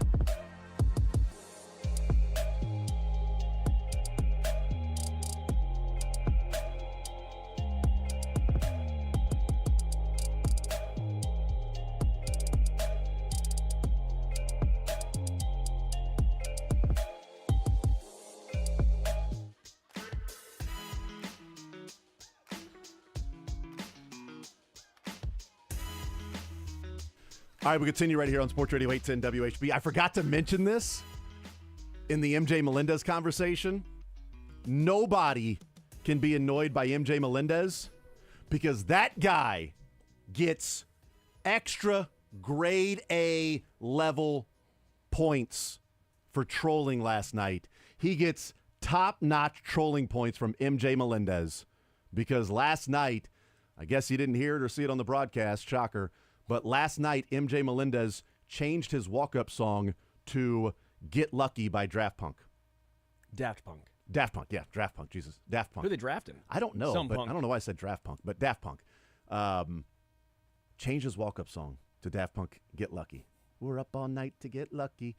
And it was that part to where, and clearly MJ said, hey, this is the part I want. Yeah. Because it was the repeat of that, we're up all night to get lucky. We're up all night to get, and he's walking that first at bat for MJ. That's awesome. In the second inning, walking up with Get Lucky playing after, now batting left fielder MJ Melendez. And then you hear, we're up all night to get lucky. And I thought I saw Jazz give a little bit of a grin to that. So MJ Melendez gets no beef in my mind with his grade A trolling last night of playing the lucky, we're up all night to get lucky. I'm trying to get other Lucky songs. Lucky Penny by J.D. McPherson. There's not a lot. Luck be a lady tonight. Let's hope they get another. I'd love for them to get 2 more lucky wins. 2 more lucky wins for the Royals. That would be great. So what I was talking about and maybe where the focus should be, and we'll talk more about this as the show goes along, maybe with Joe Goldberg as well. The New York Yankees are number 1 in Major League Baseball in walk percentage. So they got 9 walks in Game 3. Right? They had 4 walks in 1 inning on Saturday. When we're talking about, you can't walk 4 guys, but they had 8 walks in the game. They are number 1 in walk percentage in baseball. The Royals are 28th. For comparison, Baltimore was 19th. So different approaches to the game. It's like, well, they didn't walk that many guys with Baltimore. Yeah, they're free swinging. Colton Cowser swung at a pitch that hit him. Okay? The Yankees are doing that. They're number 1 in walk percentage. Okay, so that's what they do. They've won 2 games playing their style of ball. The Royals' style of ball has been pitching, defense, timely hitting. Runners in scoring position. That's been their ball. They won 1 game doing that. But if there's frustration or if there's should you steal Bobby or not and what's Quatrero doing, the frustration should be the bricks have to be more bricks. You can't rely on the mortar for your team to win a divisional series against a team that's got a payroll of $1 billion. You need your bricks on your team, and that's your starting pitching and your 2, 3, 4 hitters. And the starting pitching in this series, Cole was amazing against Baltimore, so this is not a Cole Reagan's, postseason. But the starting pitching in this series, Waka, Cole, and Lugo have gone a combined 13 innings. 9 hits, 6 earned runs, 11 walks, and 10 Ks from their starters. Bobby, Vinny, and Salvi have combined to go 4 of 37. Yikes. With the home run from Salvi, which was big, but that's the only extra base hit, the only RBI, and the only run scored. 13 strikeouts and 2 walks from 2, 3, 4. They have 3 singles and a home run. They have left 14 runners on base, and they are 0 for 6 with runners in scoring position. 2, 3, 4. In this series alone. Yeah. This series alone. So, complain about Bobby stealing or not stealing. Complain about MJ swinging out of his shoes. Complain about Brady Singer should have started the 8th instead of going to Chris Bubich. Like, yeah, we can talk about those specific things because the bigger the games are, the bigger the conversations are around certain parts and elements of that game. But if this team wins the next 2 games, it's not because Hampson and Pham and Gurriel and Isbell and Frazier came through. If they are playing in the American League Championship Series, it's because Waka shoved and Cole Reagans was brilliant and 2, 3, 4 came through as the 2, 3, 4 hitters for this team. Yeah. They are not going to MJ, Isbell, Garcia, Frazier, Hampson, Zerpa, Long, Bubich their way to winning games 4 and 5 against the Yankees. They can Waka go 6, 2, 3, 4 come through, win a game, and Reagans go out there and be Reagans on Saturday. That's how they win. If it's all mortar, it just ends up being a big blob of goo. You need the brick in between there to help lead. They got the game on Monday. Get 2 more. The bricks be bricks. That's the focus in Game 4 and Game 5. More Zone next.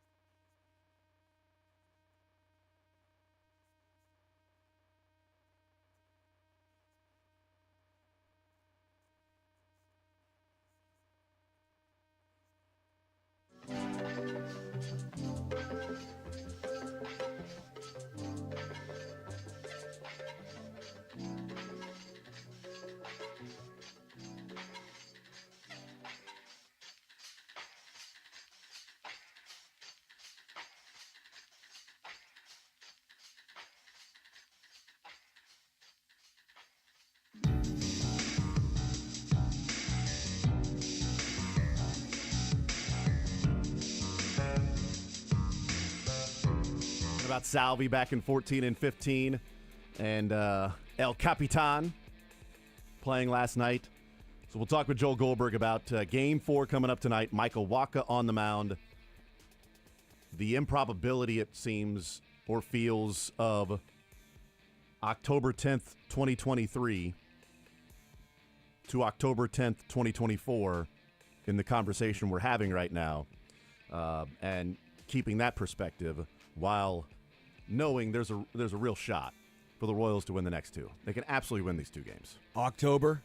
It's Walktober, baby. Michael Wacha. That's great. I like Walktober because Walktober has been for the Yankees so far. Let's hope Wacha is not Waka.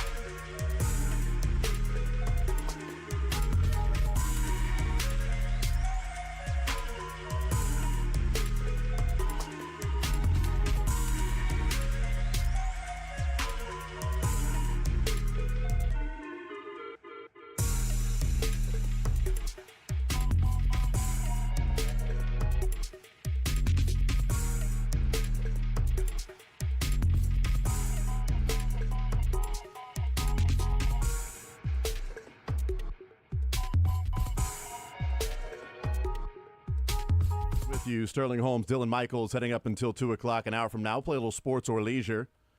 A lot of Royals postseason questions that'll be there. Let's talk some Royals baseball. Joel Goldberg, Bally Sports, joining us here in the zone on this Thursday, Game 4 Thursday of the American League Divisional Series here in the zone. Joel, welcome into the show. How are you, sir?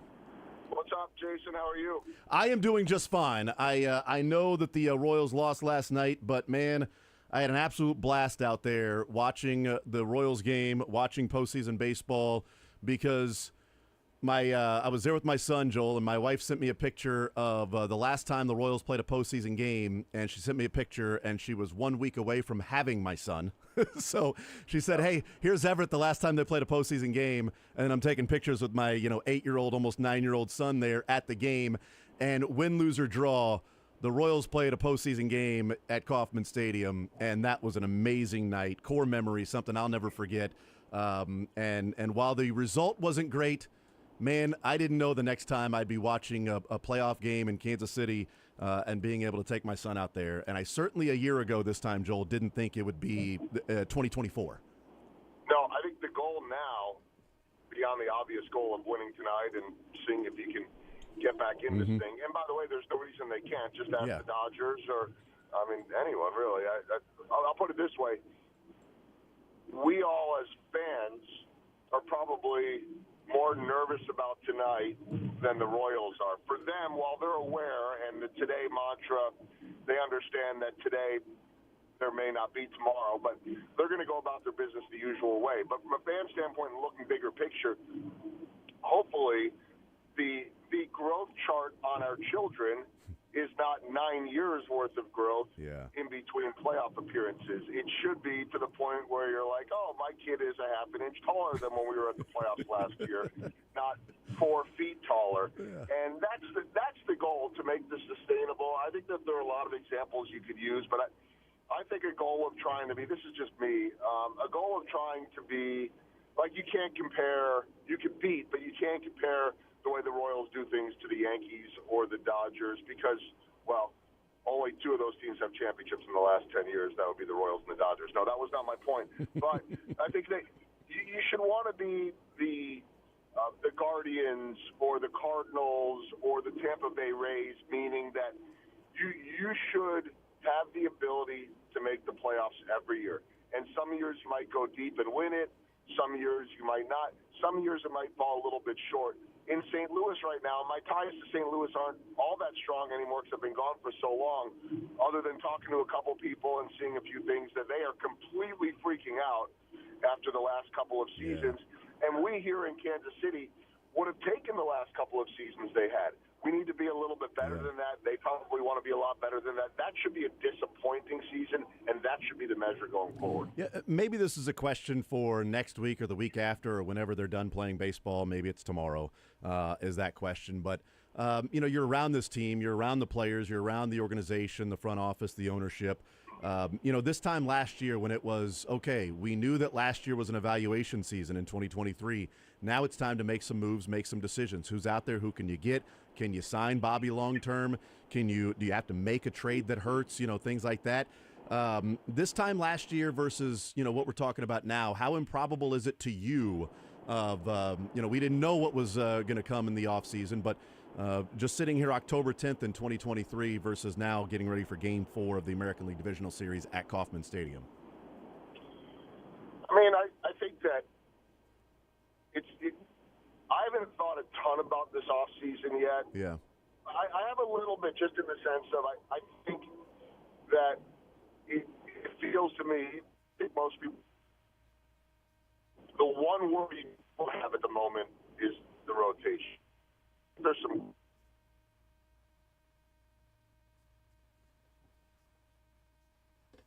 Let's go ahead and see if we can hook up with Joel Goldberg. I thought I said the one worry I have right now, I heard rotation. The one word he has right now, it could have been, is not the rotation. There was a cliffhanger right there. What was that? Was that?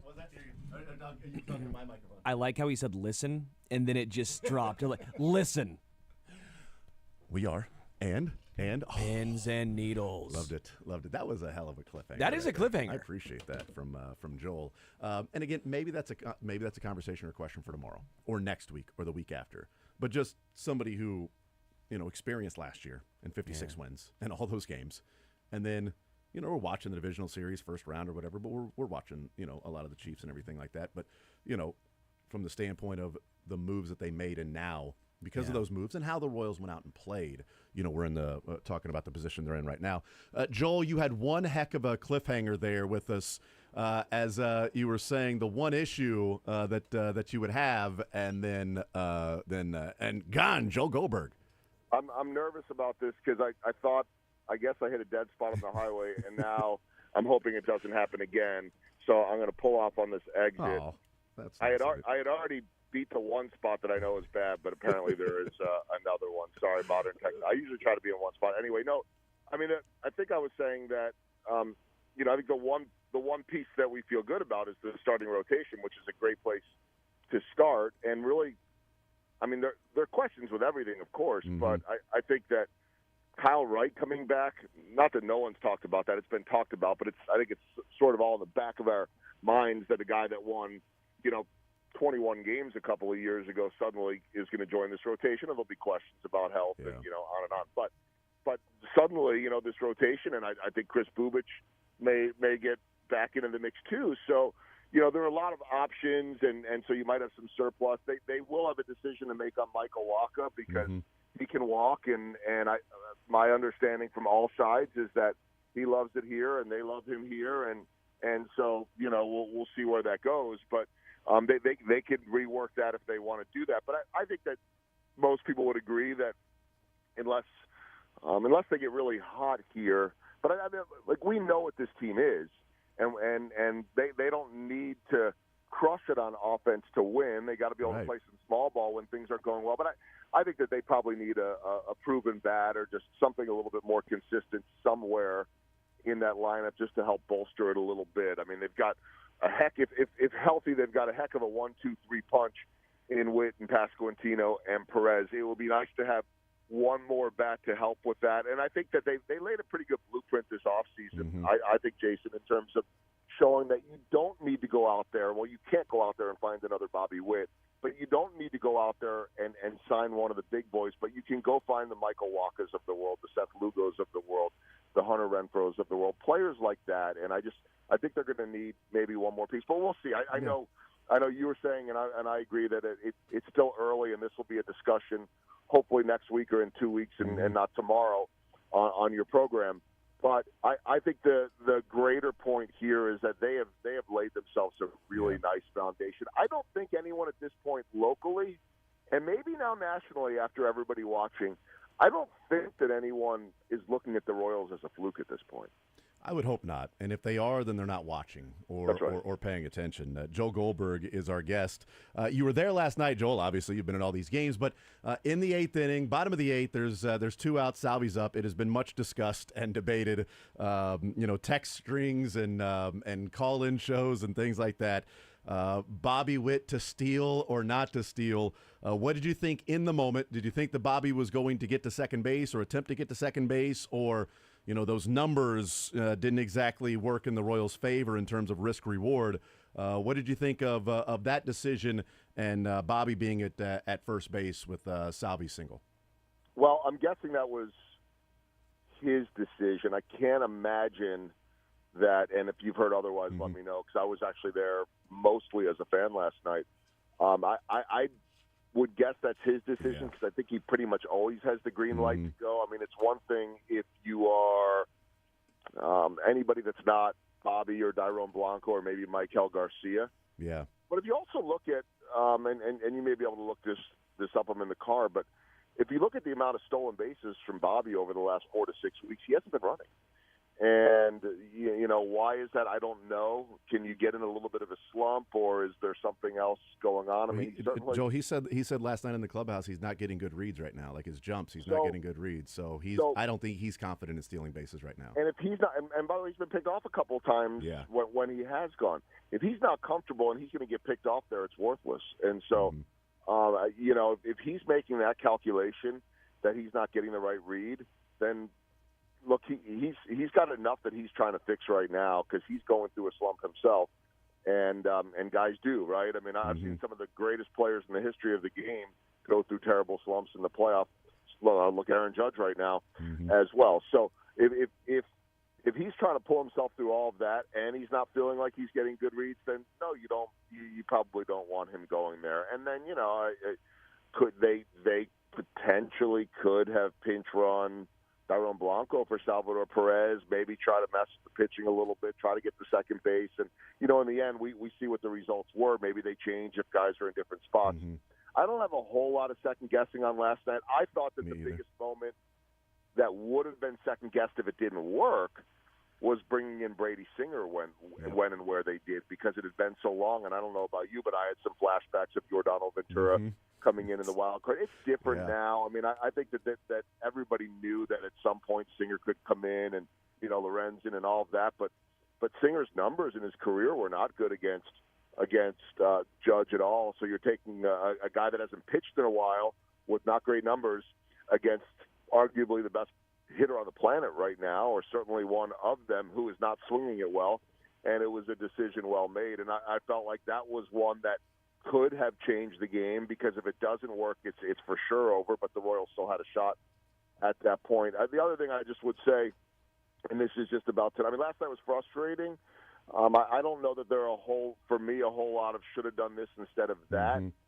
But I think last night to me, and we're running out of time, but last night to me was yet further validation and another sign that the Royals are very much in this series. You look at the run differential, they're dead even after tied. 3 games. Yeah. I wish they could have saved one of those runs in the 2-run game and carried it over. That's right. But I mean, I think the greater point, like even look at like the Dodgers and the Padres and look at what the Dodgers did last night. And who knows, maybe tonight will be a blowout. But to this point, these have been nail-biting games. These have been true playoff games that every pitch seems to matter because we're talking 1-run games or, in the case of Game 2, 2 runs. Yeah, the bigger the game and the bigger the discussion is on some of these smaller decisions that in the moment, like Bobby running or not running on June 15th is not something we're talking about the next day or really all that much. Maybe we discuss it a little bit, but, probably looking at bigger picture and so many other things. But, and Brady Singer coming out of the pen, I thought the same thing and saw a number of people were like, man, I hope this doesn't end up being Ventura. Like Brady Singer hasn't been great, but Brady Singer stepped up and he did what he had to do. And it was, he got the strikeout on Judge. Yeah, Jason, I got to give and this isn't meant to be a knock on Ned at all, but I got to give Matt Quatraro a lot of credit because he doesn't seem to, and I'm not saying that managers hesitate or don't make a move because the media or the fans are going to get on them. Nobody operates that way. There aren't very many managers that are reading what's going on social media. What's the saying?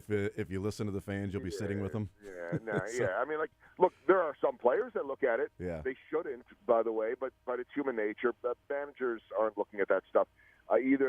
And if they're not strong-willed enough to be able to avoid it, they don't have the time. I mean, it's a 24-hour job, and so they're not messing with that type of stuff. But Ned Yost had it pretty easy, right? Here's who I'm bringing in the 7th. Here's who I'm bringing in the 8th. Here's who I'm bringing in the 9th. And, when Hochevar was part of that mix, too, you oftentimes had the 6th, 7th, 8th, and 9th innings covered.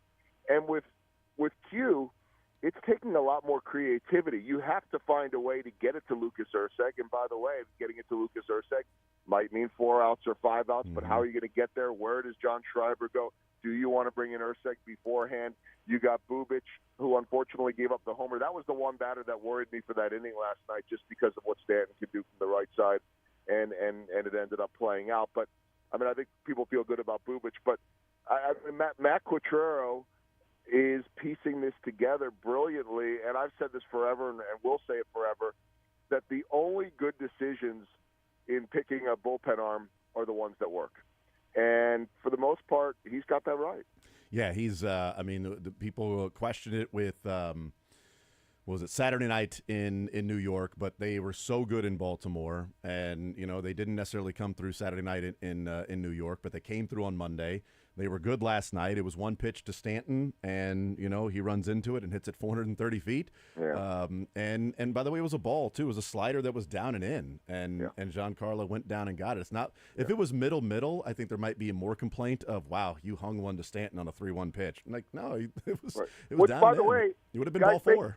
Guys make mistakes too. Like, I mean, the pitchers hang pitches. Pitchers miss locations just like hitters miss pitches down the middle. I mean, they're not perfect, and they're going to make mistakes. And so in this case, he made the good pitch. Tip your cap. I think one thing I would like to see tonight, I would really, really like to be able to see them cut down on the walk some. And I know everybody's talking about that, but I don't know what the equivalent is. But 9 walks against the Yankees, those 9 walks aren't going to happen against another team. Doesn't matter. You're playing the Yankees right now. The Yankees have done this forever. Yeah. And they're number one. They're number 1 in walk percentage this year as a team. They almost always are, or they're close to the top. And it's such a perfect way to build that team because you got all these dangerous hitters, and they're going to force you to. They're going to strike out some, but they're going to take their walks, and so you've got to figure out what you're going to do. You can't throw it down the middle. Guys start to nibble a little bit, but it's hard to win games with 9 walks. I mean, you only gave up 4 hits, but you had 9 walks, and that was a problem in Game 1 as well. Even though I think Michael Wacha outpitched Garrett Cole, I think they need to cut down on those walks tonight. And they need to have some confidence against Garrett Cole because they are capable of hitting him. Well, and Joe Goldberg is our guest. Vinny Pasquantino brought up a good point in the clubhouse last night, and he said, Todd Lebo asked the question of balancing being aggressive, move the line, right, or working the pitch count, working the pitchers, where the Yankees are drawing walks and sort of balancing that. And Vinny's point was, that's always part of the deal. He said, but, that's what the Yankees do. We have a different team. We play different style of baseball. We don't strike out a lot. We don't walk a lot. We put the ball in play. He goes, they walk a lot. It's different styles. And I had mentioned, I said, look, the Yankees won Game 1 and 3 winning the way that the Yankees have won. The Royals won Game 2 winning the way the Royals have won. They need to win Game 4 and 5 winning the way the Royals have won, which is pitching, defense, timely hitting. You would like to cut down on the walks, but, it's simply what the Yankees do. 6 of the 11 runs they've scored in the series have come on players who have walked that came around to score. It's how they've done a lot of their damage. And the Royals have been a team that is strings hits together. The Monday night, they got the 4 runs in 1 inning on, 4 hits. It wasn't a couple of walks and a 3-run home run or anything like that. It was a home run, single. Like that's what they have done. They didn't get an opportunity to do that last night. They did it 1 inning, 3 straight hits, a single, a double, a triple. They got 2 runs. That's what they have done. And they were a hit last night in the in the 5th or the 8th away from, I think winning that game, but it didn't happen. Yeah, and I think, I totally agree with you that it would be nice if they can get back to Game 2 the way they were hitting. But I also think looking back to Game 1 is fairly instructive just because you have the same pitching matchup. And, I wonder a little bit about, what that looks like, what adjustments are going to be made. We talk so often when the Royals face a team at home, and then 2 series later they face that same team again on the road, and so they're facing that same pitcher twice in his back-to-back starts, and who's making adjustments and who's not. Garrett Cole gave up 4 runs, I think 3 earned, and I think it was like 7 hits, and so he'll want to make some adjustments, but the Royals should go up there feeling confident in what they are doing. But I think that they've got to be able to play some small ball. They've got to be the aggressor here and take those walks if they're out there. Don't be overly aggressive. I hope that it was a good sign that Bobby got that hit last night, because I haven't seen him look this aggressive in a long time. He just doesn't look like himself, and maybe he's able to dial that back in. That's a game changer for them. But I just think if they can be the aggressor on both sides. Be the aggressor at the plate, and then be aggressive. If the Yankees are going to beat you, you're at Kauffman Stadium too. If the Yankees are going to beat you with hits, let them beat you with hits. Don't let them beat you with walks. And but with all that said too, I feel good about Michael Wacha being on the hill because he's done this for a really long time, and I feel really good about Cole Reagans, of course, too. And hopefully we get to that point for a Game 5, but at some point, you're going to have to beat Garrett Cole, so do it tonight. And it would be nice for them to play with a lead, and whether that's a comfortable lead, a couple of runs, something like that, just to have the crowd engaged. Crowd didn't have a whole lot of reason to do much, but when they did, it was electric, as you saw last night. And then there was just that lull. It wasn't awful, but I think that, to me at least, I don't know how you read it, it was – as much as anything, because, they're in the game the whole time. So what? They're losing by 1 run. But it was nerves. Fans were nervous about this too, right? Yeah. And I think that most of us in Kansas City, we're not used to living on every single pitch. Yeah, absolutely. And I'll say it's a great point about if you're going to beat the Yankees, beat them by or if the Yankees are going to beat you, do it by them getting base hits and not walks, because Juan Soto hit one 409. But it wasn't a home run because it was at Kauffman Stadium. And Aaron Judge hit one to where I think Bob Costas thought that thing was going to be a 500-foot home run. I've been told. Luckily, I didn't have to listen. Besides the point, but it was caught by MJ Melendez. And so those are home runs in different parks. Maybe on Saturday those are home runs, but they're not home runs at the K. and take advantage of that while you have it and challenge those guys to come up with hits and not just simply walk. So, maybe some of those guys that walked and came around to score would have got a single and came around to score. Yeah. Maybe they Yeah. wouldn't have. Yeah. Maybe they wouldn't have. So we don't know. I just think that this team, this has been strange for me to be a fan for the last couple of weeks. By the way, it's hard to be a fan. I mean, I'm doing just a little bit of work, but our work is done, and it's hard to be a fan. It's a lot easier to work because you're busy, you're distracted, right? You're taking notes, you're talking to people, you're doing this replay, on and on and on. It's a lot more nerve-wracking being a fan and trying to figure out what superstition's working and all that crazy stuff. That's part of the fun, by the way, of being a fan. I'm sitting out there with the fans and high-fiving people and yet still trying to, process everything that's going on. And so it's been fun to watch that and see the nerves, but they just got to go play their game. This team, every time they have been down and out, has answered the call, and they will continue to do that all year long and win a World Series, or at some point it'll run out. But I mean, they lost 7 in a row, came back and won 7 of 10. They lost 7 in a row again, and a lot of people were counting them out, and they said, we'll be fine, and they've been fine. And so I don't think they need to talk themselves into this today. Just go play your game. Rely on the guy that has been doing this for a long time on the mound. Michael Walker's not going to be scared of anybody. And you know what? If he does walk somebody, maybe they'll earn those walks. Then go out there and get your double plays and go do what you do. He knows how to handle all of that. And, and see what happens. I also thought that last night, the way that they set up the lineup last night, and I wondered about this, they had those lefties stacked up kind of late in there with Adam Frazier and, of course, Kyle Isbell and MJ Melendez. And you could see that at one point very briefly, Aaron Boone had Tim Hill warming up.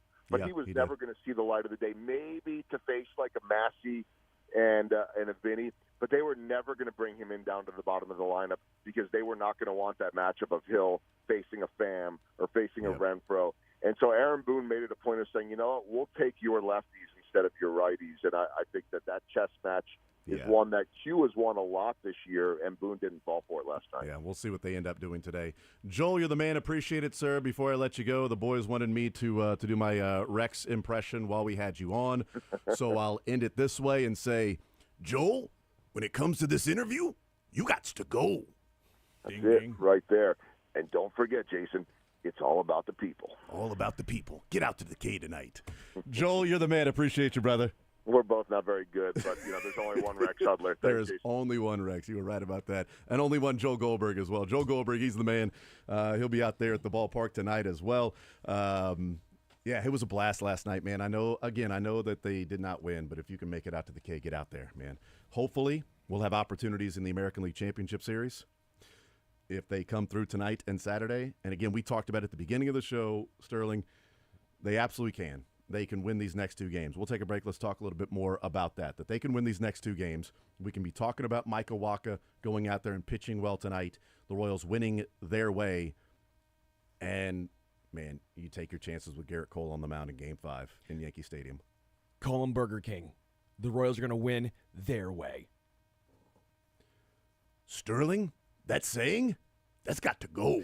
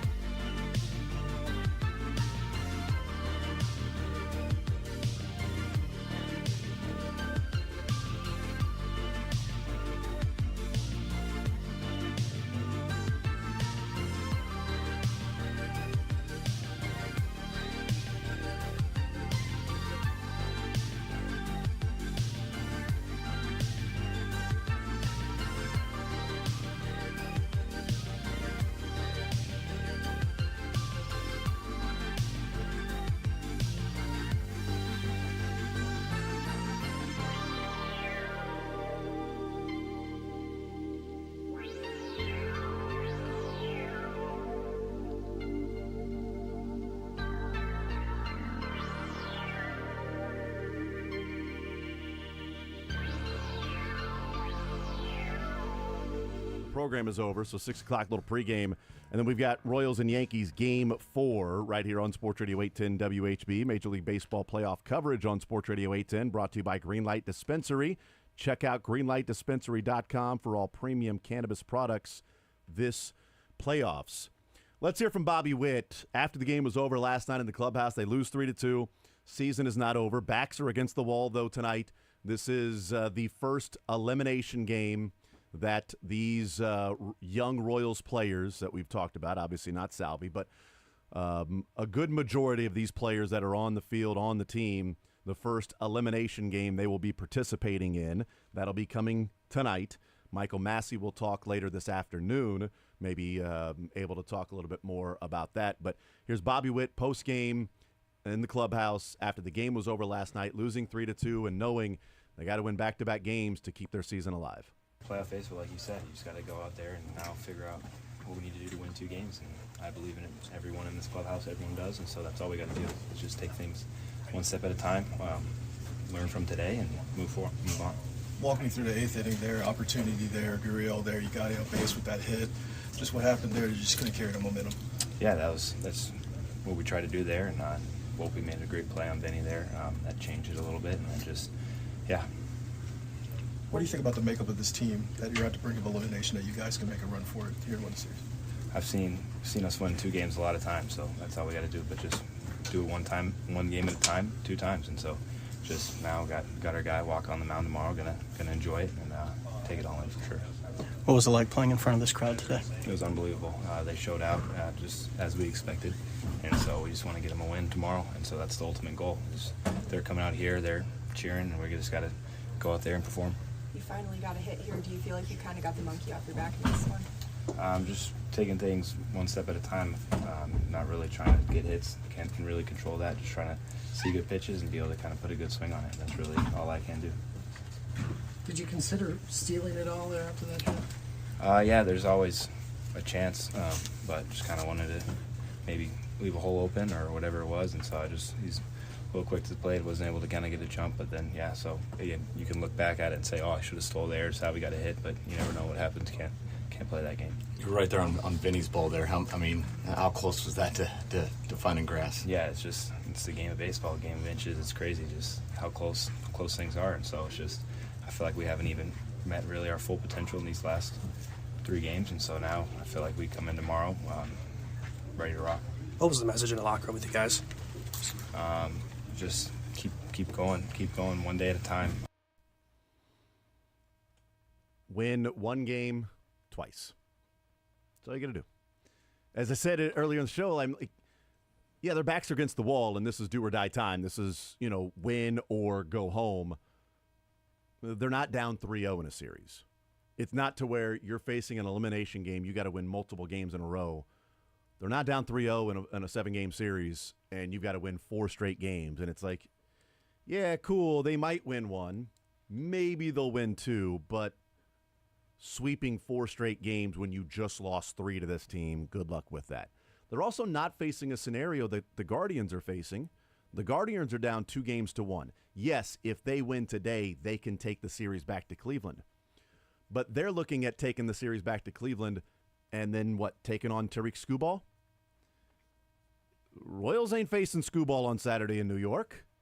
They're facing maybe Carlos Rodon or Luis Gil. Yeah, a little tongue wag action. Right. I don't even know that they'll face Carlos Rodon. I have no idea. Carlos Rodon has faced the Royals twice in the last month, and both times he's given up 4 runs in 5 innings, 4 or 5 innings. He's had almost the same line, pretty close. If you're talking about a starting pitcher a month apart from facing a lineup, he's done essentially the same thing. So does Aaron Boone go back to that well, or does he go Luis Gil in Game 5?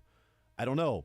I want to make sure he has to make that decision because we know what the Royals are going to be doing, and that is throwing Cole Reagans in New York. Yeah. Michael Wacha can absolutely go out there tonight and deal.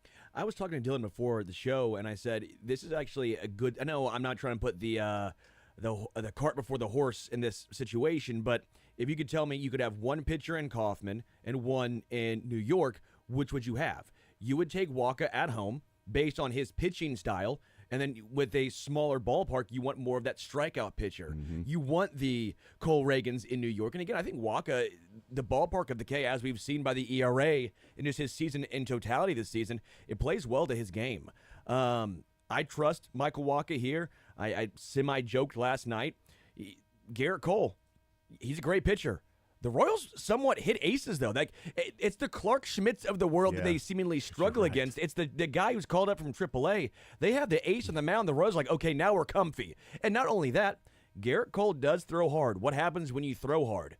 If you hit it, that ball's getting sent a long way. The harder they throw, the farther it goes. Let's go. But seriously, like I'm talking myself into this. This is a good matchup for KC tonight. Give me Walk on the mound. It's Walktober, not Walktober. Walktober. You gotta make sure you pronounce Michael Walk. The walk and not walk. Although in New York it's walk. It's Walktober. And what's more Boston? That's Boston, it's yeah. more Boston. Yeah. You got a little bit of. Yeah, sorry. In Boston it'd be Walktober. Whack. Okay. Garrett Cole, 5 innings, 4 runs, 3 of them earned. 9 base runners in 5 innings, 4 strikeouts against the Royals. And Garrett Cole hasn't necessarily been Garrett Cole.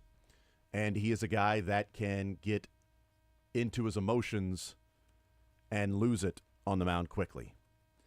And that's the hope, is that you don't let Garrett Cole get comfortable. If you don't let him get comfortable in the first or second inning, he can start to get distracted. He can start to get into his own head. And then Aaron Boone's going to have to get into his bullpen early. And the Royals haven't got to the bullpen yet. They haven't got to Clay Holmes. They haven't got to Luke Weaver yet, unfortunately. I thought last night with the laboring, laboring isn't the right term, but the number of pitches he had to use in the 8th and then the down up to come back out for the 9th, I thought maybe the Royals would have an opportunity early on. Yeah. With whoever, MJ was up, obviously, at that point. But with MJ up, they would have an opportunity maybe to get on base, put more pressure on Weaver, who had some stressful pitches in the 8th inning and then had a down up and then might be going through some more stressful pitches there in the 9th inning. But that never materialized. And then he brought Tommy Pham in, who, isn't all that great against right-handers. And then 1 pitch ground out, ball game was over. But with the righty on the mound in Garrett Cole, it means that Quatrero can go through and throw out his heavy lefty lineup and have a number of those right-handers off the bench and play that sort of cat and mouse chess game with Aaron Boone with the different pieces out of the bullpen. Yeah, I guess 2 questions for you. Do you think we see the same lineup as yesterday? Because that was every single left-handed bat that the Royals had was in the starting lineup. Do we see the same lineup, or do we see maybe a Tommy Pham instead of an Adam Frazier? And 2, do you like that? Or do you almost like having at least one left-handed back sat back for later in the game, even if it is a Adam Frazier? Because let's be real, Garrett Cole's, knock on wood, isn't going 9 innings, right? So it goes 9 innings, and we're talking tomorrow about how great this season was. Wow, no, if it goes 9 innings, it was we gotta save our bullpen, guys.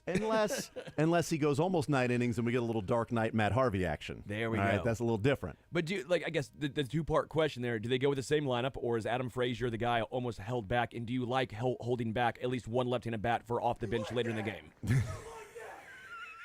I don't know why that made me laugh the way that it did. I think he goes with the lineup in Game 1 against Garrett Cole because they got to him and they hit him around. That was Massey, Witt, Vinny, Salvi, Yuli, MJ, Pham in right field, then Isbel Garcia. I think that's the lineup. So you're holding back Frazier for Pham, basically, is the change. Yeah, Frazier for Pham in right field, and Frazier back on the bench. I think that's probably the route that he goes. And see, I like that one better, even though Frazier was not an issue. I know he took a Nori Aoki route. I know that he was 1 for 3. I know that you and I talked about it. We think that was almost like a swinging bunt because if you looked at what he was doing when Jazz Chisholm and everything. Jazz Chisholm looked like he was playing him. Jazz Chisholm in that at bat against Adam Frazier in the 5th inning, right? That was the 5th when all that happened, not the 4th, but the 5th.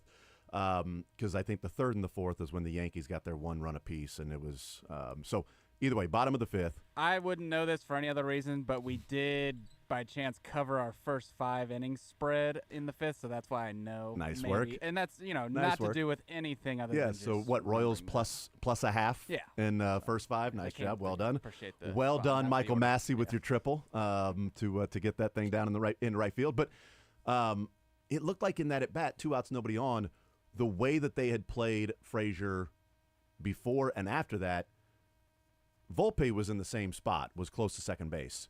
But Jazz Chisholm looked like he was closer to shortstop in those other at-bats. Yeah. That one, he was playing a little more traditional, almost third base. And it looked like Adam Frazier went up there and was like, why isn't he playing me more to his left? Little Ichiro slap job right there. Absolutely. And that's exactly what he did. It wasn't hit very hard because he was guiding it. Yeah. He wasn't swinging hard to put it in play. He was guiding it to that spot and then get and run. And then Volpe was a, do or die. I can throw this.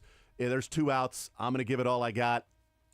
And I overthrew him. Oh, well, that's an infield hit anyway, and he's there at first. But that was Frazier just sort of guiding into that spot. And I don't know if Jazz Chisholm was supposed to play at that spot, but he wasn't necessarily in that same spot. The other Frazier at bats. Sure. I like to think that Jazz made a mistake. I'm going to go with the Jazz was not paying attention. He was thinking that he was getting unlucky in that game. And so again, I think Frazier for the most part did his job that game. I mean, sure. 1 for 3, you get on base. Made the catch you on made Torres the catch, in right even field. if it was ugly, you made it. It was totally Nori. But I do like him off the bench. Yeah. One, he's traditionally not a guy that strikes out a lot. And I like holding back one lefty for because, I mean, again, it's not like the Yankees have a plethora of left-handed relievers that they go to often. The Royals, for example, have a ton of lefties in the bullpen.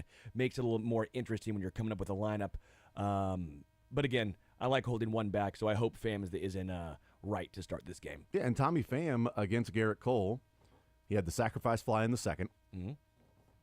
And then he also had the single in the 4th that was right after MJ's home run. So it was like keeping the pressure on. Yuli walked, MJ homered, Tommy Pham singled. And then Isbell struck out and Michael Massey flied out at that point. And then he also, did he walk later in the game? I thought he did because I thought he came around and scored. No, it was the fielder's choice. He reached on the fielder's choice in the game when Yuli singled, Pham reached on the fielder's choice, and then Garrett Hampson singled Tommy Pham and Yuli Gurriel home at that point. But so, I mean, against Garrett Cole, Tommy Pham went 1 for 3, a sacrifice fly, and a run scored. Like, I want him in the game. I will also point out Garrett Cole has not been, we talked about it, but like even the underlying numbers, his hard hit percentage, 42nd percentile, 100's the best, right? So he's 42nd percentile on hard hit given up. Michael Wacha's 92nd percentile. That plays, again, very well in a place like Kauffman. Yeah. And we'll see what Mark Carlson behind the plate looks like as opposed to Lance Barrett last night. Fair. When Lance Barrett, since we're talking about percentile, Lance Barrett in Game 3 of an American League Divisional Series is tied 1-1. Lance Barrett behind the plate with his 18th percentile of accuracy rate compared to other umpires behind the plate. 18th percent. 20th percentile of accuracy above expected. Only 20th percentile of, hey, that's kind of a tough pitch. Nope, still got it wrong. And leverage situations, which means how many calls you get wrong that impact a game late. You want to be low in this one. You don't want to be high. He's in the 88th percentile of that. That's where you don't want to be, right? That means his calls, wrong calls of balls and strikes late have a bigger impact in leverage situations than other umpires because he only gets 18. He's in the 18th percentile of, it's like 93.6% right, which seems like it's a high number, except when you realize that's in the 18th percentile of Major League Baseball umpires. Mark Carlson, though, doubles that. He's in the 34th percentile. Hey, we're getting there. We're getting there. Yeah! He's going to be twice as accurate. I don't think that's how it works. Yeah, 184% correct. Wow. I don't think that's how it I was works. going to say, what an Olympic high bar to clear there for Mr. Carlson from the night before. So we'll see. We'll see what happens with that. We'll take a timeout. We'll come back, continue rolling. We got Sports or Leisure at 1 o'clock. More Zone next.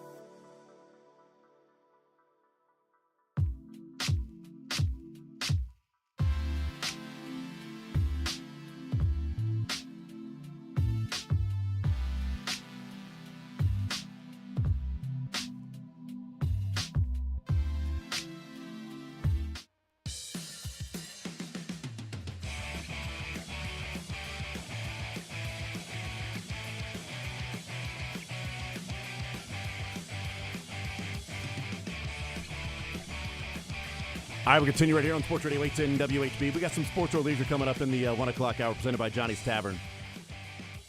I haven't looked at DraftKings, but I think I might check this out, or really any site. But can you bet on if there will be a replay challenge upheld and just a call stands?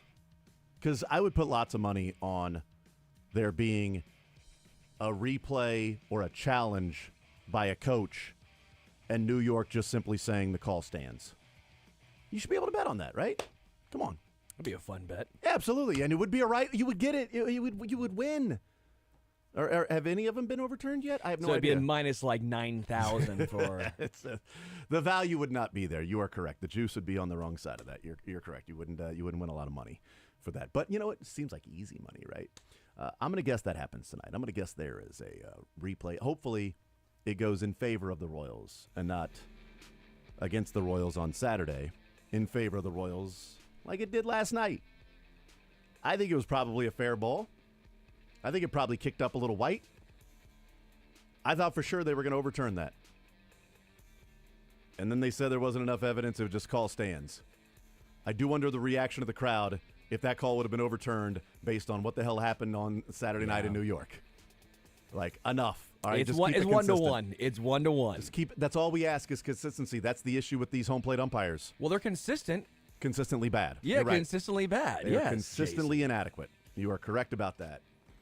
Just a consistent strike zone, man. That's it. You know, a robot would be able to do that.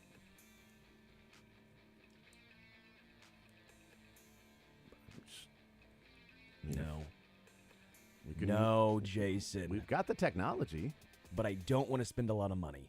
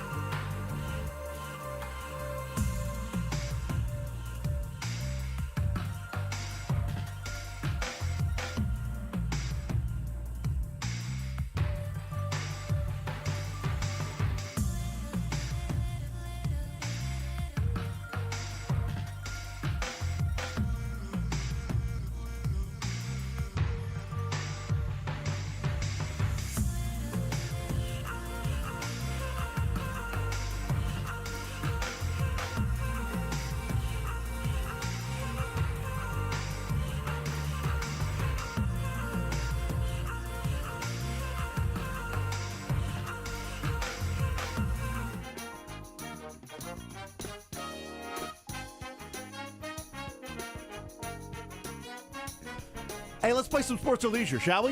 Yeah. Should we have some fun with sports or leisure? Let's do it. You know what? I had a blast last night. I think it's going to be a blast tonight. On Sunday at Topgolf, it's going to be the Blasters. What voice are you doing? I don't like it. That was just mine. I was just excited. That's not your voice. Yeah, it is. I've talked like this before.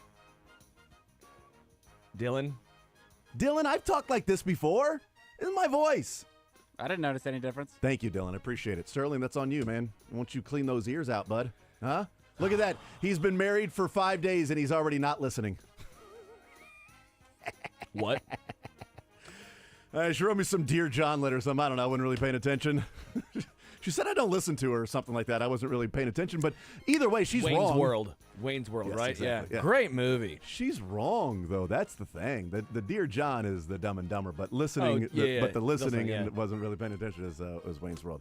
It is sports or leisure time. 913-381-0810.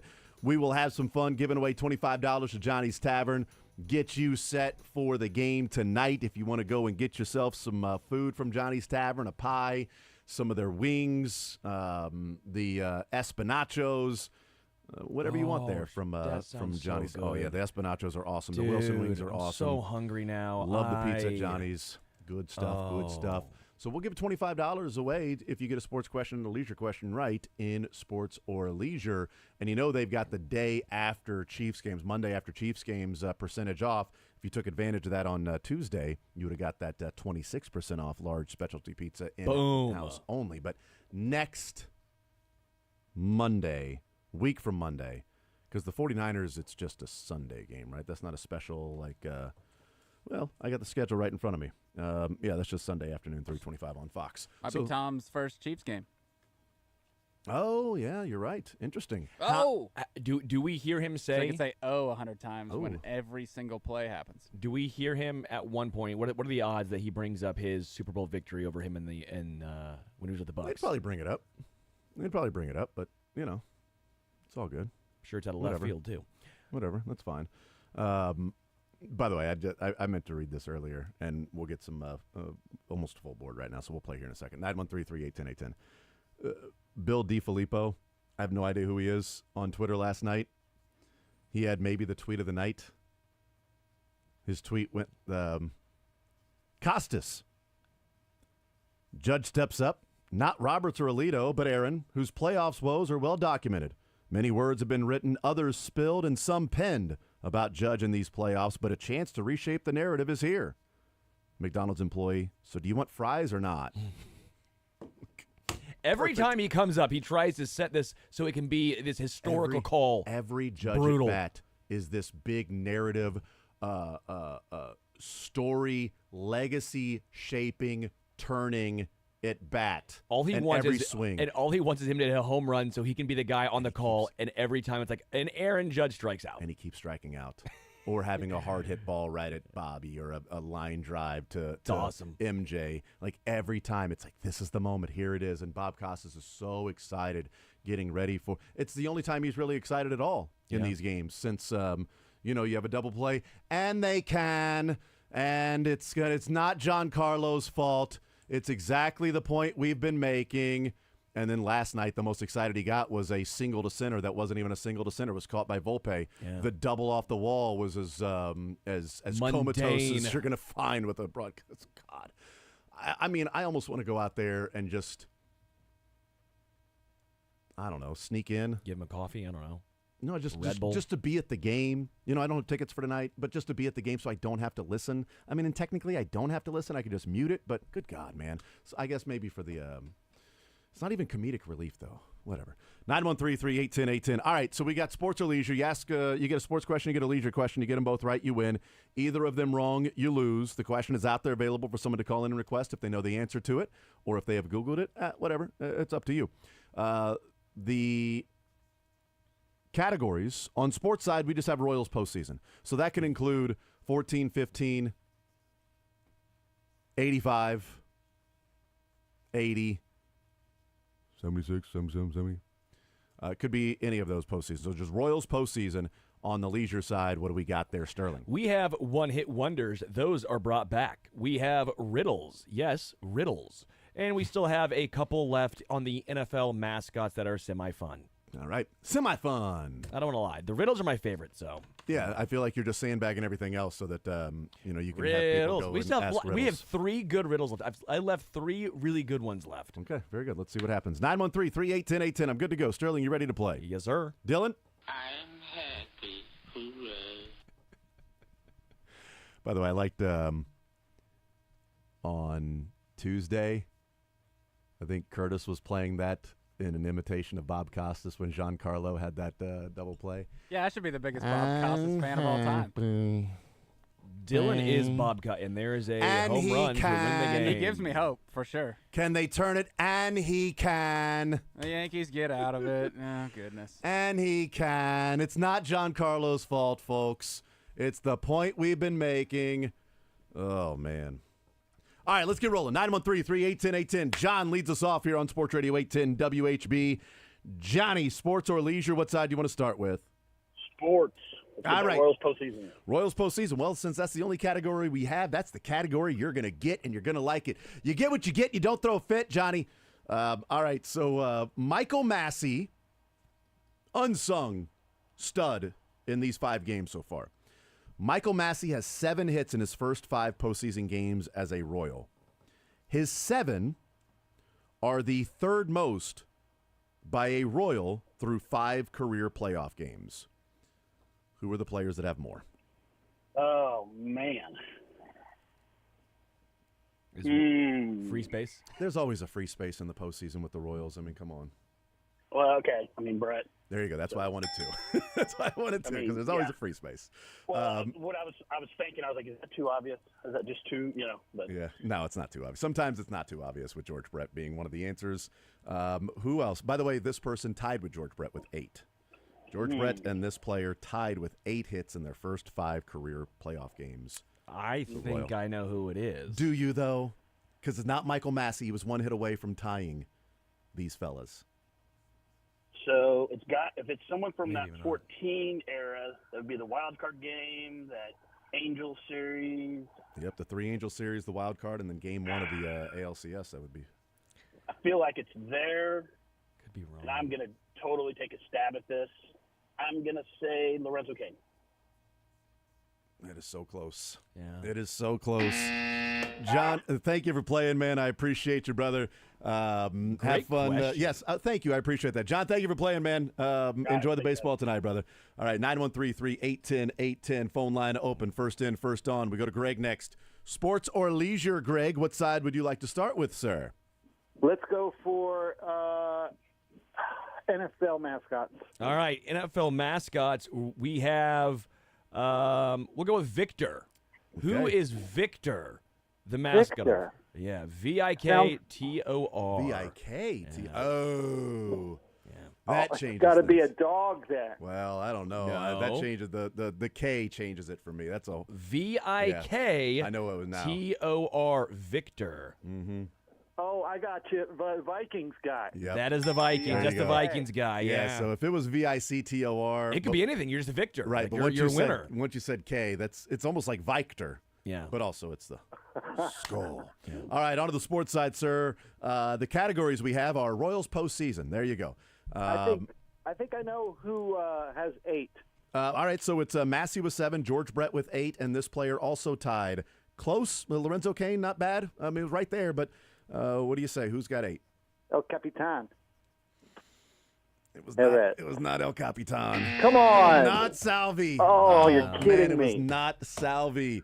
Greg, appreciate you playing, man. 913-381-0810. Another open phone line. First in, first on right there. You're hammering folks with this question. It's a fun one. It's a great one. It's a fun one. Avery, next up on Sports Radio 810. I wish Massey would have gotten a hit, one more hit, because then we could be talking about Michael Massey. Yeah, Michael Because that's how Massey, good yeah. he's been in these 5 games, man. Yeah. You know, we're talking about different things that that aren't going right for the Royals, and Massey's been damn good, and I expect him to lead off again tonight. In fact, go ahead and hit a home run tonight. Michael Massey, lead off home run. I'm calling it. Avery, sports or leisure? What side would you like to start with, sir? You got an Alcides Escobar question out there? Yeah. We do not. Whoa. We do not have an Alcides Escobar question. That was not here. Esky? It was not Esky. Oh, I'll man. start with Leisure then. Leisure? I thought, hey, you know what, Avery? Oh, wait a minute. You just had a guess. Avery, I'm not going to That's lie. how you play the game, though. That's how I you play thought the that game. was Esky, too. I firmly believed that. Okay, so we have mascots, we have riddles, and we have one-hit wonders. I'll do one-hit wonders. All right, one-hit wonders. We'll go with Because I Got High. Because I Got Afro High. Man? You say Afro Man? Yeah, you said Afro Man. Yeah, he said Afro Man. Yeah, you got it. They were very Yep. quick on that one. Yep. I was going to try and sing it. All right, on to the sports side. Avery, we've got a question out there already, or we have Got an Alex Gordon question plenty out there already? of plenty of fresh ones. Do you want a fresh one, or do you want the one that's already out there? I'll just guess Alex Gordon. It is not Alex Gordon. All right. It 3 in a row. You guys are good. That's a turkey. Avery, thank you for playing, man. I appreciate it. 913-381-0810. Gordon actually went 0 for 5 in that wild card game. Did he So really? he would have had to have gone. He'd had to go Magma, on. Well, Magma he'd have Hot. had 8 hits in the next 4 games. Yeah, Magma Hot. Yes. Well, that would have been like Lava Hot. Lava Hot. Magma Hot was Bobby after the All-Star Okay. game. That was Magma Sorry. Hot. That's a different level of hot. By the way, do you know how long that game lasted, the wild card game? I bet it was like 5 hours. 4 hours and 45 minutes. Yeah. That was a long one. I was there, so. Yeah. It turns out before the pitch clock, playoff games took a long time. Matt next up on Sports Radio 810 WHB. Matt, sports or leisure, what side would you like to start with, sir? Oh, sorry. I will you're good. try NFL mascots. All right, NFL mascots. What about who's Rowdy? Who's Rowdy? Oh, we were last night the at the K. mascot of Rowdy. I think Rowdy is the Dallas Cowboys. It is the Is it Dallas really? Cowboys. Yeah, I didn't know that that was one. kind of a difficult one. I didn't know that who one. Rowdy was. Did not know that one. All right, on to the sports side. The categories we have are Royals postseason. We have that question out there, or we have other fresh ones, too. Okay, so just to confirm, you said it's from the 2014 run, and all those guesses So are here's the thing. incorrect.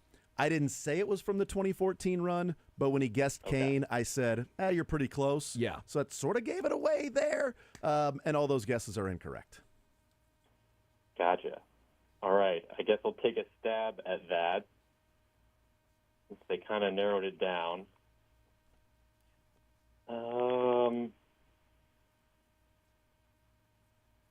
Man, I remember some big home runs from this guy, but I can't remember if he had any other hits.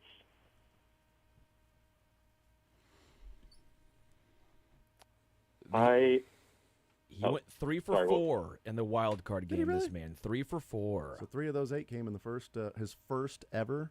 Yeah. Wow. Also had 2 walks. And that would mean he didn't get pinch hit for. Yeah. Or pinch run between or pinch hit or pinch ran for it. Neither one. Yeah. 5 for 6 on base. That's pretty good. It's pretty good for your postseason debut. It was cool to see him last night. All right, How's I'm his going arm? to go with Eric Hosmer. Hosmer is correct. There you go. Yeah, Eric Hosmer. Eric Hosmer. Well done. I did wonder how many Royals we would get through before we got to Eric Hosmer.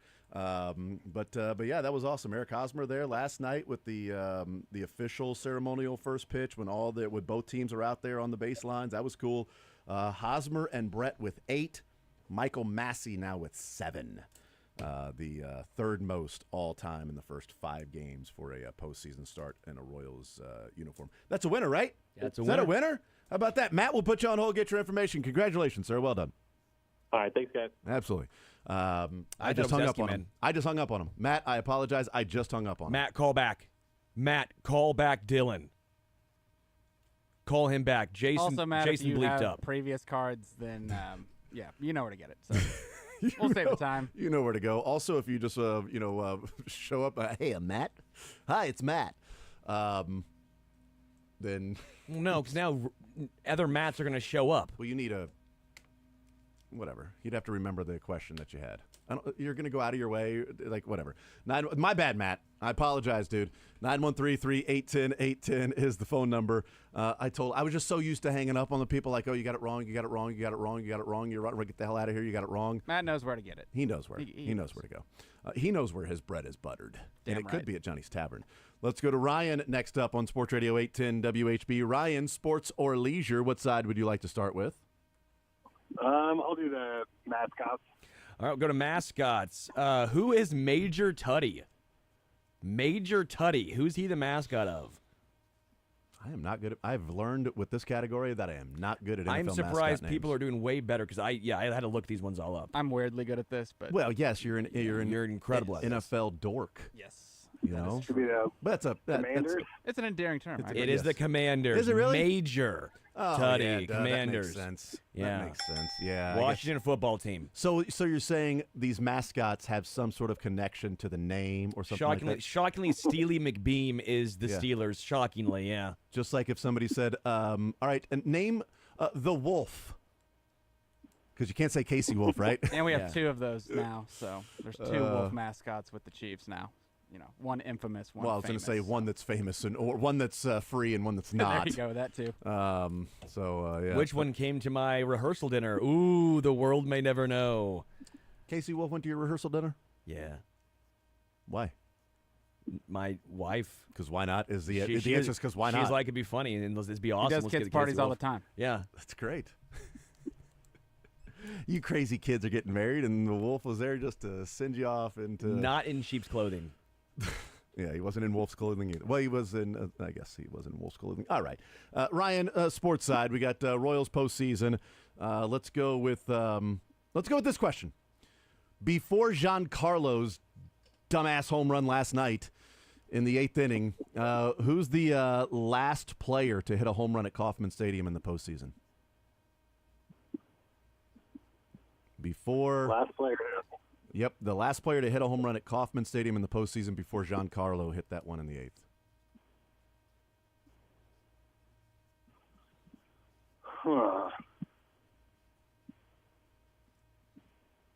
That was a stupid home run, wasn't it? Out of all home runs, that was one of the stupidest. One of the dumbest ones I can remember. I wasn't even born, but I know Chambliss has one of the dumbest ones ever. in Do the you say postseason. Royals player or any player? Just any player.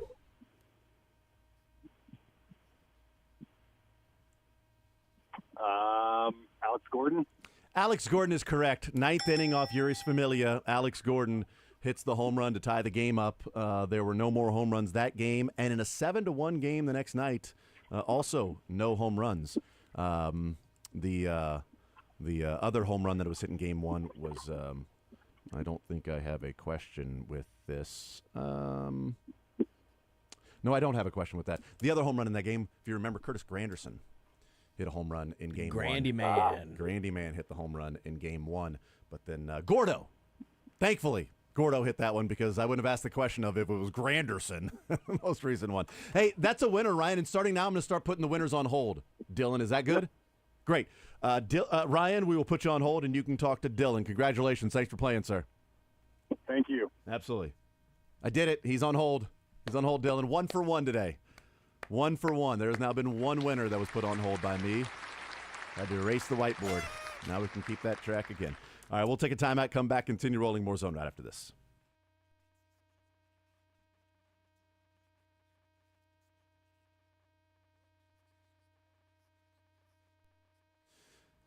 Also, Alcides Escobar hit the home run in that game too, because that led off the entire World Series was a home run. So maybe that was home runs that went over the fence, but it was still a home run.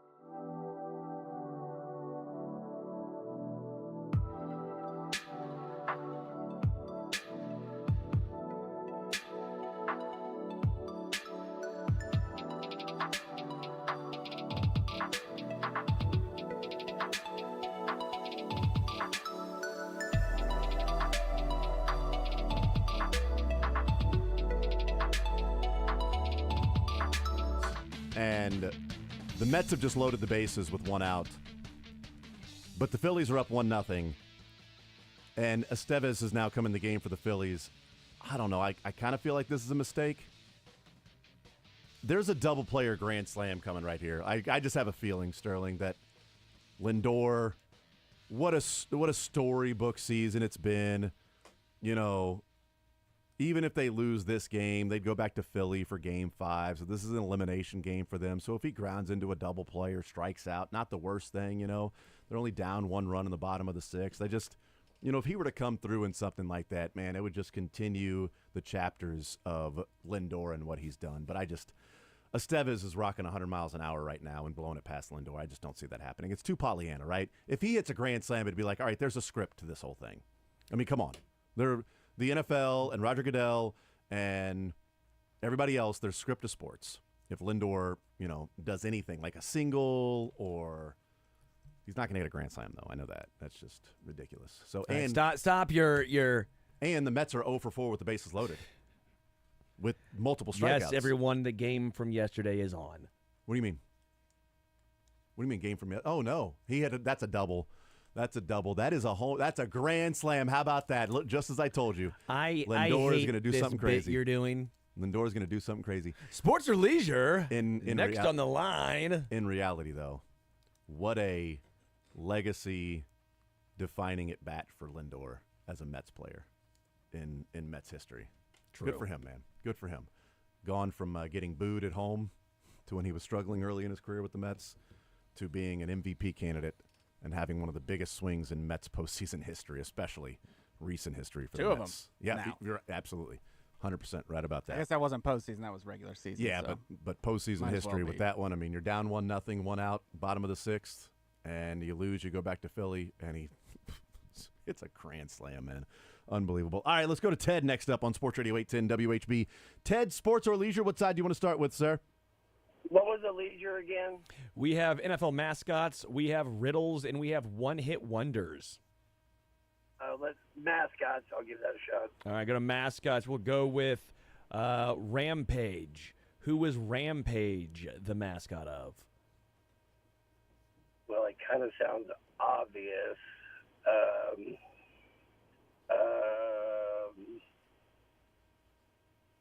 A lot of them are pretty obvious. Maybe. What do you think, Jason? Do you know this one? I do know this one. Okay. Yeah. Is it the Rams? It is the Rams. Yeah, I was going to say, there's Hey, been some, if I get this wrong, it's that. yeah, there's been some migrating with this one. I was going to say, Yeah. This one's migrated No, over I the think years. there can't be anybody in the else. city. It's got Ram in it. It went from St. Louis to L.A., baby. L.A. to St. Louis, Rampage. LA. Yeah. L.A., St. Louis, L.A. Yeah, it's just gone back and forth, right? It's That's right. well-traveled Ram. That's exactly right. All right, on to the sports side. We have Royals postseason. That's the category, so I'll just go ahead and give you a question here. Okay. In the 2015 World Series specifically, they played 5 games in that 2015 World Series. Among the players to play in all 5 games, so you had to be a starter in all 5 games. So, your core group of players that we know that played in every game, that started every game. Only 2 players in that World Series hit over 300. They weren't exactly offensive juggernauts. 2015 World Series, those 5 games. 2 players had a 300 batting average or better among the everyday position players that we know played. Okay. Salvi. That's I wanted both because Salvi was World Series MVP, so Salvi is one of them. Do you want me to give you another one, too? Can I guess? Yeah, I want give me the other one. Hosmer? It was not Hosmer. It was not Hosmer. That wasn't his final guess, though. He still has one more, he said. No, I was just guessing. That's Yeah, what he was just said. guessing, yeah. That's what he said. He said one more guess. I'm just guessing. Yes. Well, I got Salvi. I know. Do you So have I the other have one? 2. Yeah. For 2015, I know. I will say he wasn't in. Well, you just guessed Hosmer, so I was going to say he wasn't in attendance last night. Let's see. What else?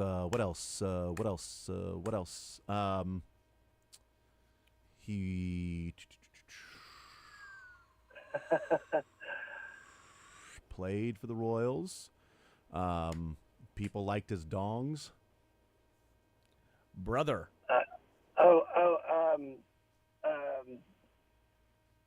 The switch hitter. Nope, he was not a switch hitter. So, I'll tell you that much. Okay, then I'll guess Lorenzo Kane. It was not Lorenzo Kane. Damn it! I don't know if people liked his dongs or not. I have no idea. I don't want to say that. Take that, Ted. I appreciate your plan. I don't want to take that away from Lorenzo. If that's the case, that may be the case. I'm just saying this specific player. You don't get that one, Sterling? I do, and Okay, I don't like it. I don't. Why don't you like it? You didn't like him? I like him, but You didn't like the dongs? That's fine. If you didn't like him, that's fine. If you don't like the Royals, it's your choice. Oh, I like singles. Oh, I like a walk. Oh my gosh, I like he home hit the ball runs. very far. I don't like that. I wish he would have walked or got a single. I don't like home runs, dongs. guy. I don't like when guys hit dongs. You can hit dongs, Tim. but no, I don't want my dong hit. Tim, sports or I didn't say that though. Tim, sports or leisure? What side do you want to start with? Leisure, please. One-hit wonders. All right, one-hit wonders. We have, fun one. You get what you give. Don't let go. You got the music in you. Yeah.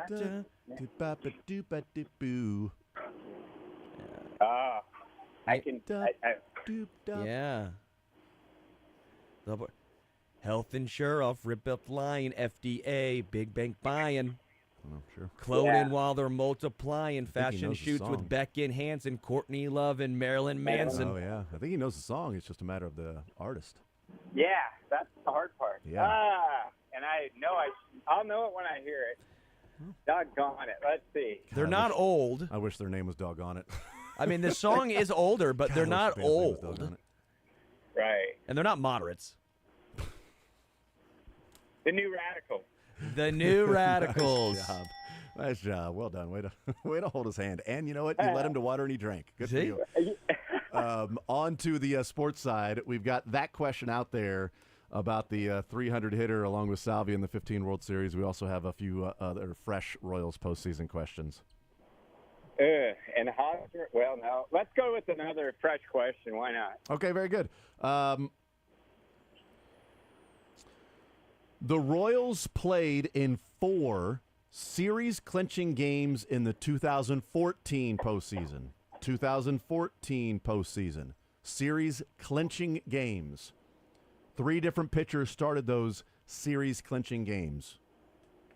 Name 2. Ooh, okay. So the games they clinched, not like, oh, this is an elimination game, because in the 14 postseason, they did face a couple.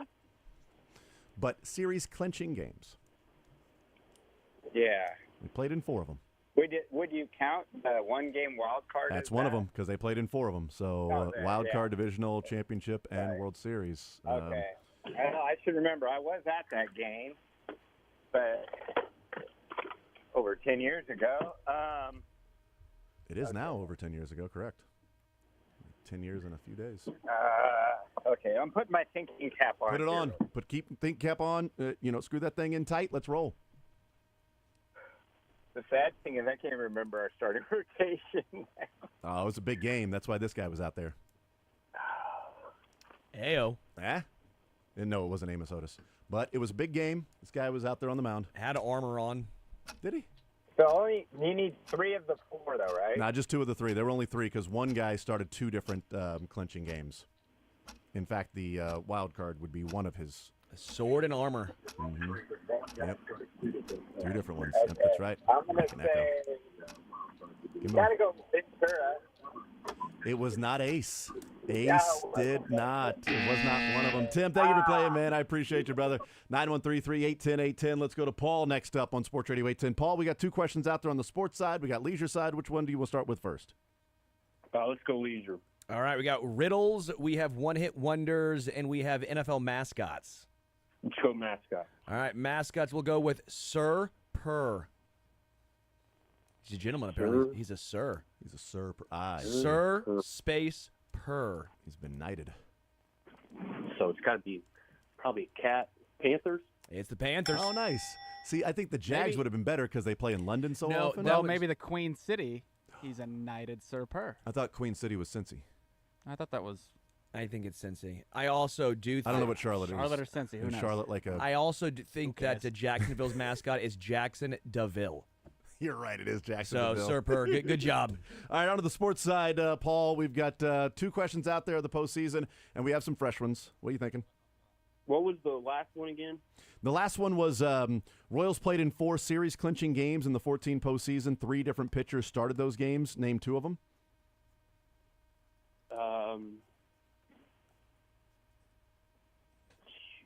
Edison Volquez, maybe? 2014 postseason. Oh, 14. Yep, I should emphasize 2014.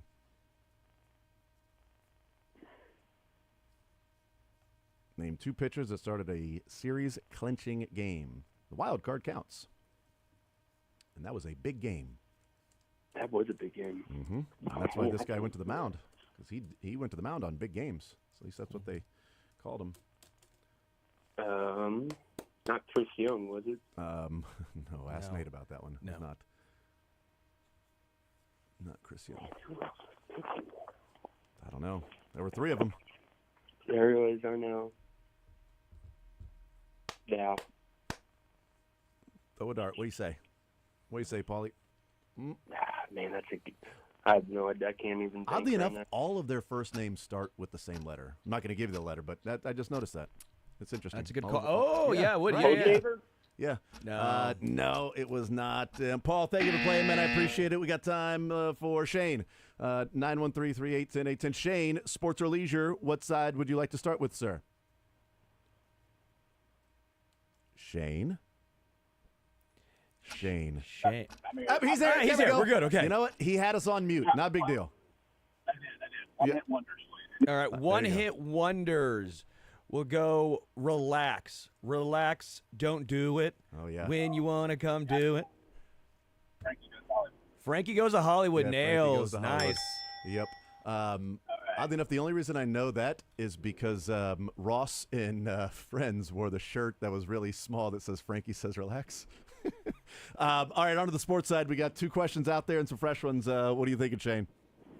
Well, I like to try that pitcher one, but I think I know the other one better. So, The 300 hitter? yeah, 300 hitter. That's the Moose Dog. Moose dongs. That's right. Moustakas. People liked his dongs. I'm just saying, they did. Sterling didn't, apparently. He didn't like home runs by Moustakas. Shane, we'll put you on hold, get your information. Congratulations, sir. Well done. Absolutely. There we go. The 3 pitchers that started the series-clinching games, James Shields. Jason Vargas. James Shields was wild card in Game 3 against the Angels. Jason Vargas. And Jason Guthrie. JJJ. Wait, I think you mean Jeremy. Jeremy Guthrie, Jesus. Sorry, I was just in the Jasons. Jeremy Guthrie. No. His best friends called him Jason. Okay? If you know him like I know him, Sterling, you'd call him Jason Guthrie too. I do know him. Well, apparently not, because you called him Jeremy. All right? Best friends call him Jason Guthrie. I've got a fraternity brother, Jason Guthrie. So we'll take a timeout. We'll come back, wrap up the show next.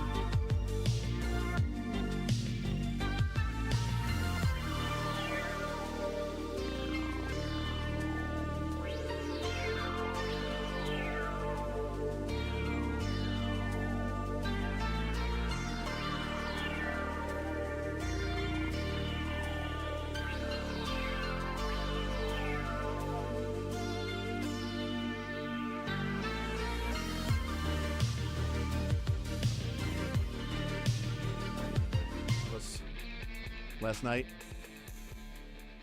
I would say probably looking at his phone 80% of the game, including the Giancarlo Stanton at bat. The ball had almost landed by the time he looked up. Then it landed, and he jumped up and started, like, holding his hands in the air. Like, dude. Come on, Copernicus. Like, really? You didn't even see the swing or the at-bat, man. That's the reason. That's why they have to win. Also, hey, let's figure out parking after the game's over, everybody. Let's do that. But be loud. Let's go Waka. Stop with the walkas and go out there and be Waka.